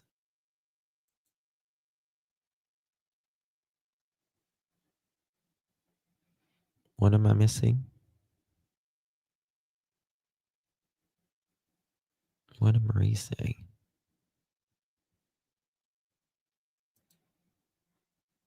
Yes, that's what it was, Marie. Yep, I've got the text message. She said she kicked my horse and she's not a good person and all this stuff. Putting that out on social media. That's all he's doing, Ellie. That's it. Darlene, I think it was a rug pickup because of a few reasons, in my opinion. Number one, this person does rugs that met him. Number two, the person that said that they saw Daniel that day gave a big time difference. He said like 11 or 11:30 in the morning. It was like closer to 2. I think he said that because of what they were doing, in my opinion. Also, this person said he sees Meadow that day and he hears kids in the car. Right? A couple things. If this person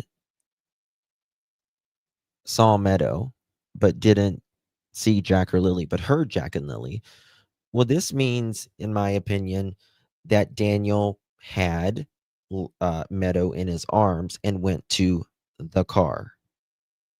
And you know what they do with the car? They switch it out, right?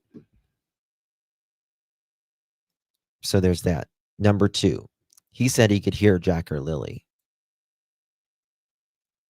That means Jack or Lilly was never quiet. They weren't quiet. The only time they were quiet was when they was asleep, like most kids their age. Yes, they did. Yep. And, or was that week or a day or so before? But, which means at the very least, Janie should have heard them and looked out. She said she heard them, but out of all the mornings, she didn't look out. But she always said when she heard or saw Jack or Lilly outside, she always called Malaya and told them the kids were outside. But not this morning. They was all dozing in and out of sleep, which is the top 20 red flags for the FBI. I think I went over that list the other day. People saying they're asleep or dozing in and out at certain times. Remember, they're all asleep at the most important times, but they're also, dozing out enough to hear, enough to prop up their alibi. Very convenient. How anyone can make excuses for Daniel and Malaya is beyond me. I think that they absolutely know what happened to Jack and Lilly, in my opinion. And let's say the kids just walked out and they just haven't been found for whatever reason. Nobody took them. They just haven't been found. I still think they're horrible people. I still think they are neglectful parents that didn't give a shit.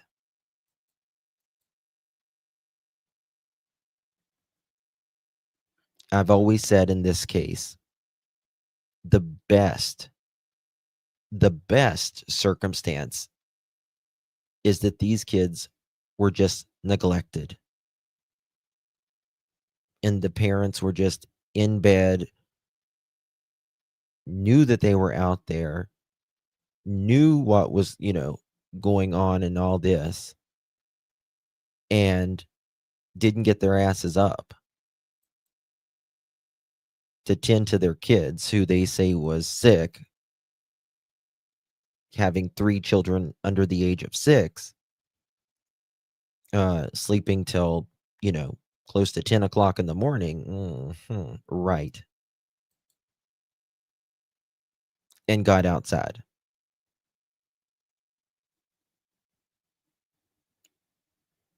And then Janie always calls Malaya, it's in the documents, and tells Malaya the kids are outside.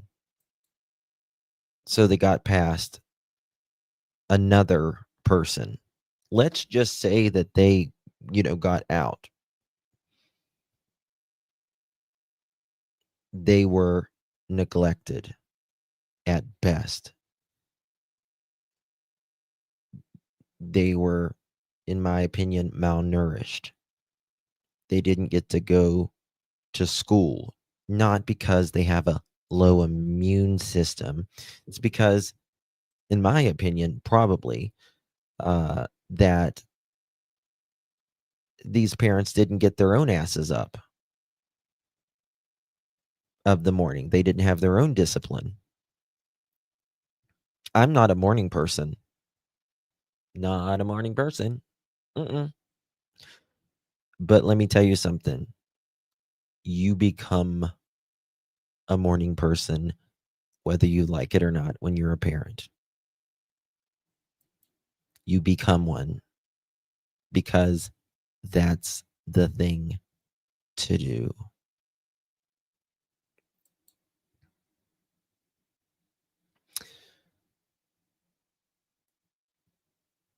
They weren't,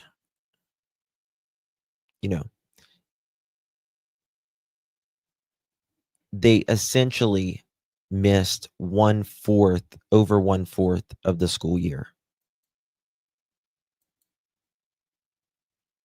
1/4 of the school year, 40 some days. Now, kids do get sick. That is true. But they're not sick every single week. And again, you don't keep a kid home for a cough. You just don't.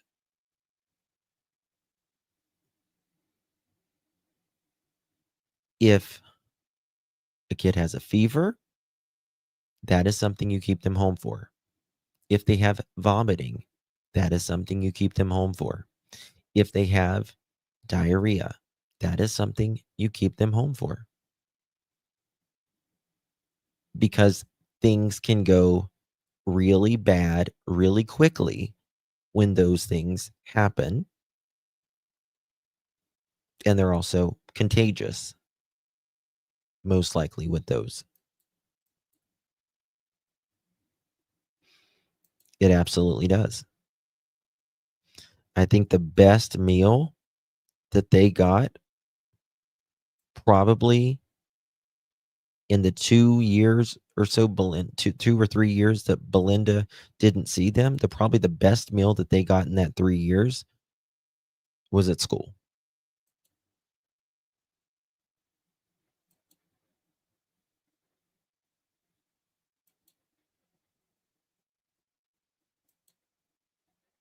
I don't think Malaya cooked, hardly ever. From what I'm told, they pretty much went out every day to eat.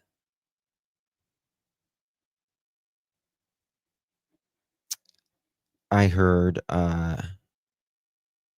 Daniel knew one of the people at the restaurants, and they would give them food as well.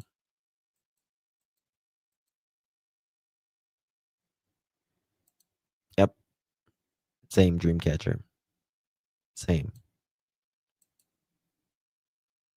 Are there caves up there or mines? Yes. Yes, both.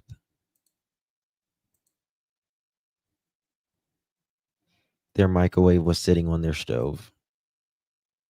Really crazy book.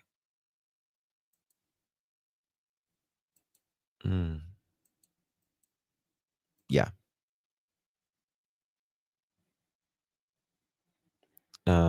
You can tell they were malnourished by their Christmas pic when 3 kids look at Jack's nails, not Lily's. Hers are dirty.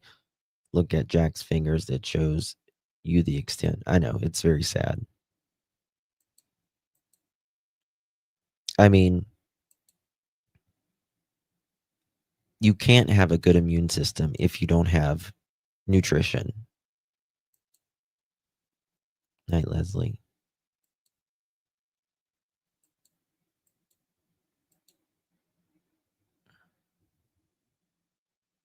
That's right, Mama Bear.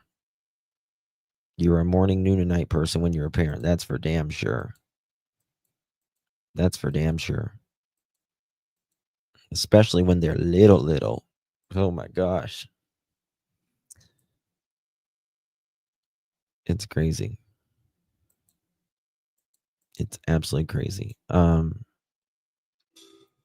it's almost 2:00. I guess I need to go as well. I didn't know it was almost 2:00.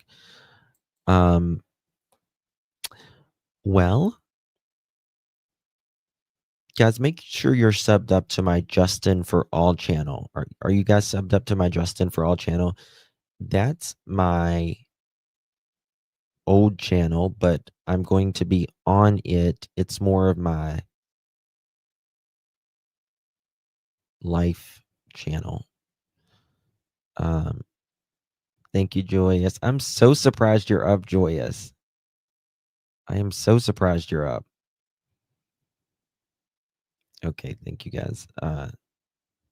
They claim school discouraged coughing kids from going to school. Me too.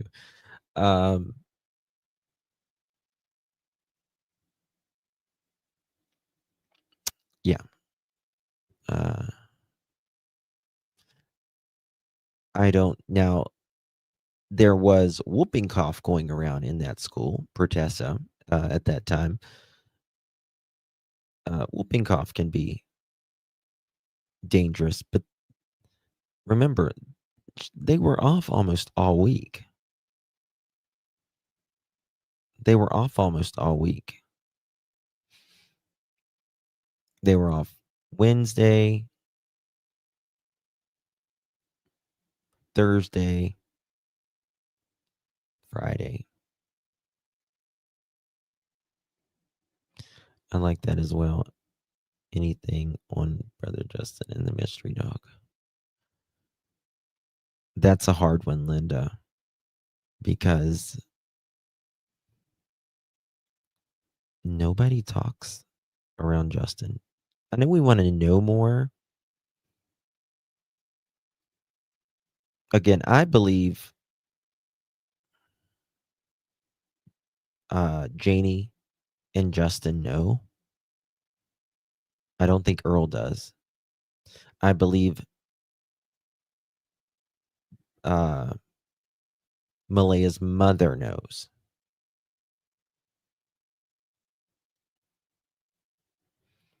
I don't think Malaya's stepdad knows, but I knows he's seen a lot.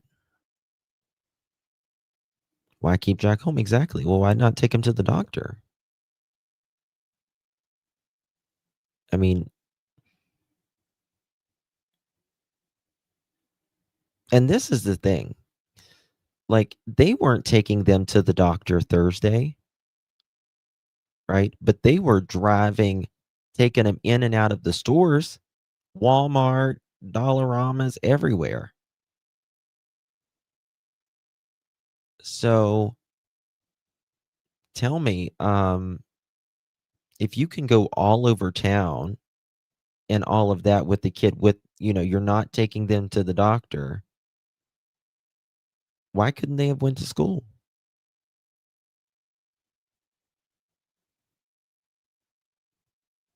Yeah.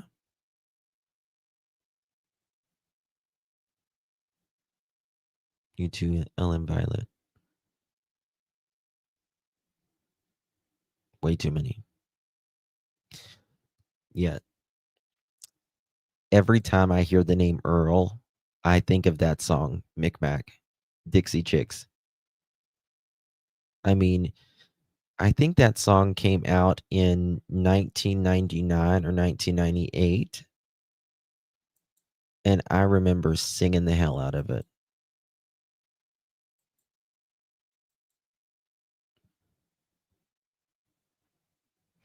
Yeah. I mean, if they're sick enough to stay at home, they're sick enough, especially 2 days, to go to the doctor. Then if they're, they're going all over town, then they can go to school. So here, miss 40 days, your ass is grass.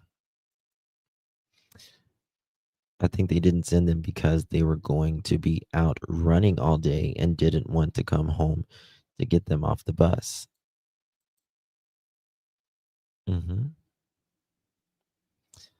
I think it got particularly probably December of 2024, when CPS was there, things changed in that family. Like, it was during the wintertime, it was getting bad there. CPS was there in December 2024. In January of 2025, the next month, Malia's asking them to get a U-Haul, and their family's coming to get her, and then she backs out. Yep. Stay up all night, sleep all day, in my opinion. Yep. That's exactly what it was.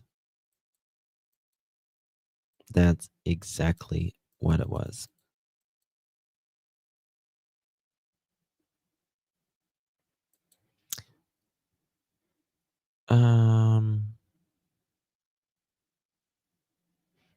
I guess you have to do vaccinations there for public schools. I don't know. It might be different. It's another country. So,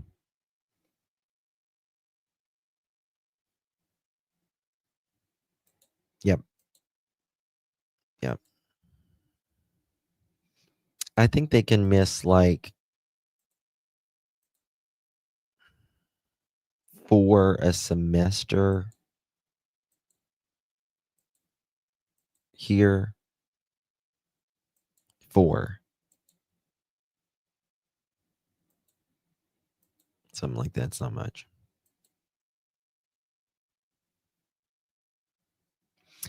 In the United States, you have to have your kids vaccinated. Public schools here, they have to be vaccinated. I mean, there are some ways around it, I guess you can say. But you can say if it's religious, maybe. I don't know, but you pretty much have to.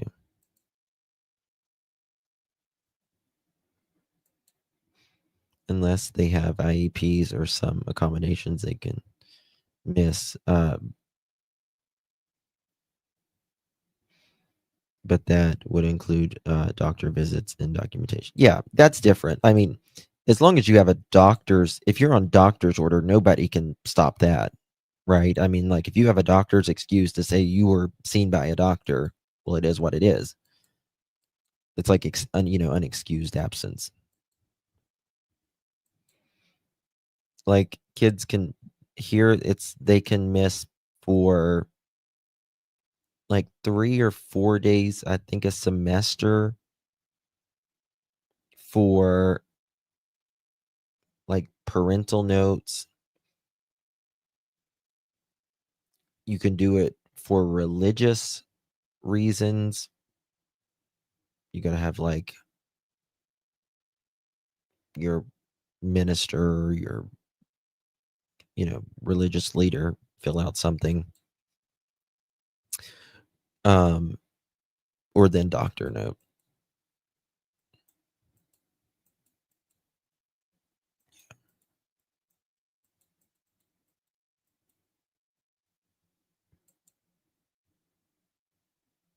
Yeah, I figured, yeah. All right, guys, we gotta go to bed. Love you all. Appreciate you. It's still snowing here. We were already on a 2-hour delay earlier, so probably won't even be. My son had abdominal migraines.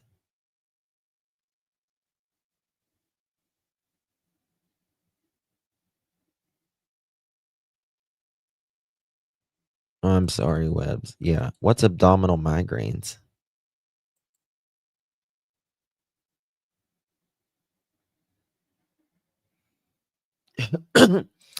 Darlene, I mean, I am not a non-vaxxer. I am a vaxxer for my kids, but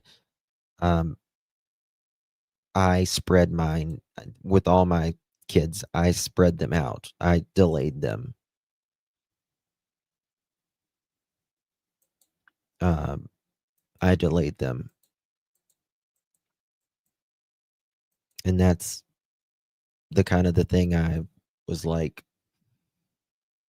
I think sometimes it's too much all at once, because there can be like 7 vaccines and 1 little baby. So I didn't want to risk it, so we delayed it a little bit, is how we did it. My pediatrician kind of argued with me on it. It's like, oh, nothing to be, and all that. And I was like, well, this is the way it's going to be. We're going to do it this way, or we're not going to do it at all. So, and my pediatrician is a friend of ours, so I talk to him like that. Stormy, snowy here too. Feels like minus 25 Celsius.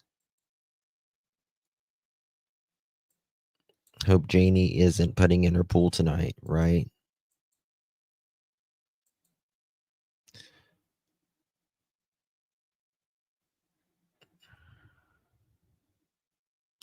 Yeah, there wasn't, see, like, now there's, like, kids don't get chicken pox anymore. Hey, Mohawk. When we were kids, we were ate up with chicken pox. I had a scab over my eye, like, right here when I was a kid. You did the same thing, Linda, yeah.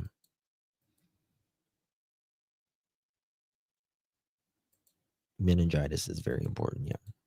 But, Mama Bear, see, when I started working in the funeral home, I had to get a lot of vaccinations before I could even work in the funeral home.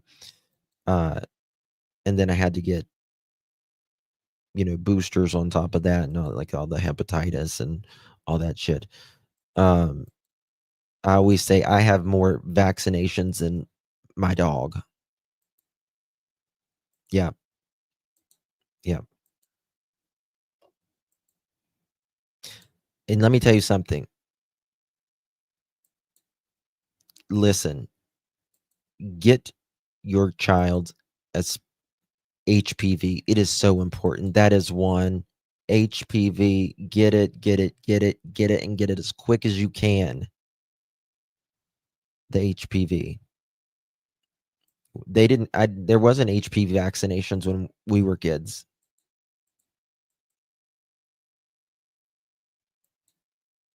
Yes, and it is so important. So important. I'm so glad kids have the HPV vaccination now because we didn't have that. And like 70% of us have HPV or more, maybe even more than that.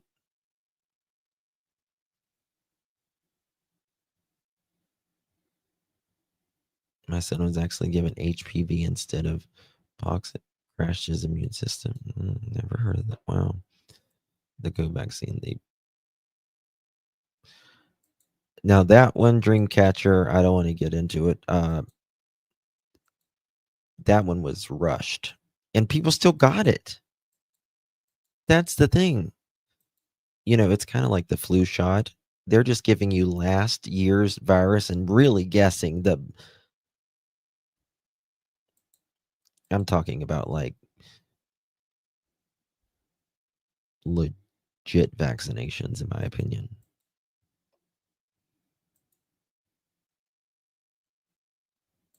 Well, like 70. Hold on.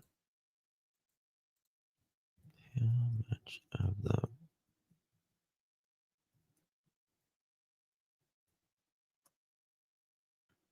85% of us have HPV.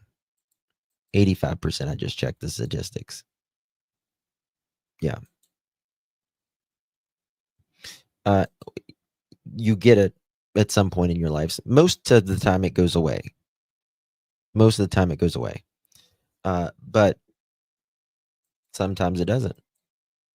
It's not like doesn't mean you're like it's not like you got the gonorrhea syphilitis or anything like that. It's just one of those things.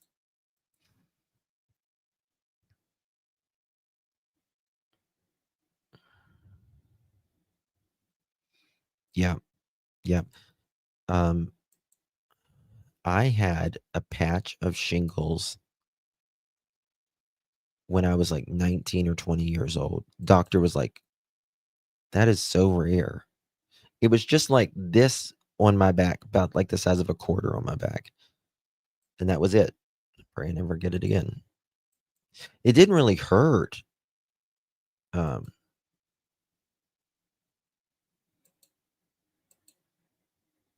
Well, yeah, HPV can turn into, it can give you, female cancers. It can give you throat cancers, that kind of thing.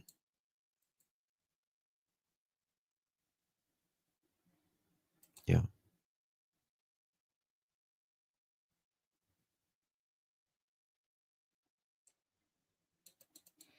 I think they did, Faye. I really do. I think they did make it home, but I'm almost certain they made it home, actually. Yeah, and the pre-cancer is an HPV. I'm not a doctor related, but I have to say that. Yep. Yep. All right, guys. Good night, everyone. God bless you. Appreciate you. Thank you so much for hanging out with me till 2:10 a.m. in the morning on the East Coast of the United States. Good night, guys.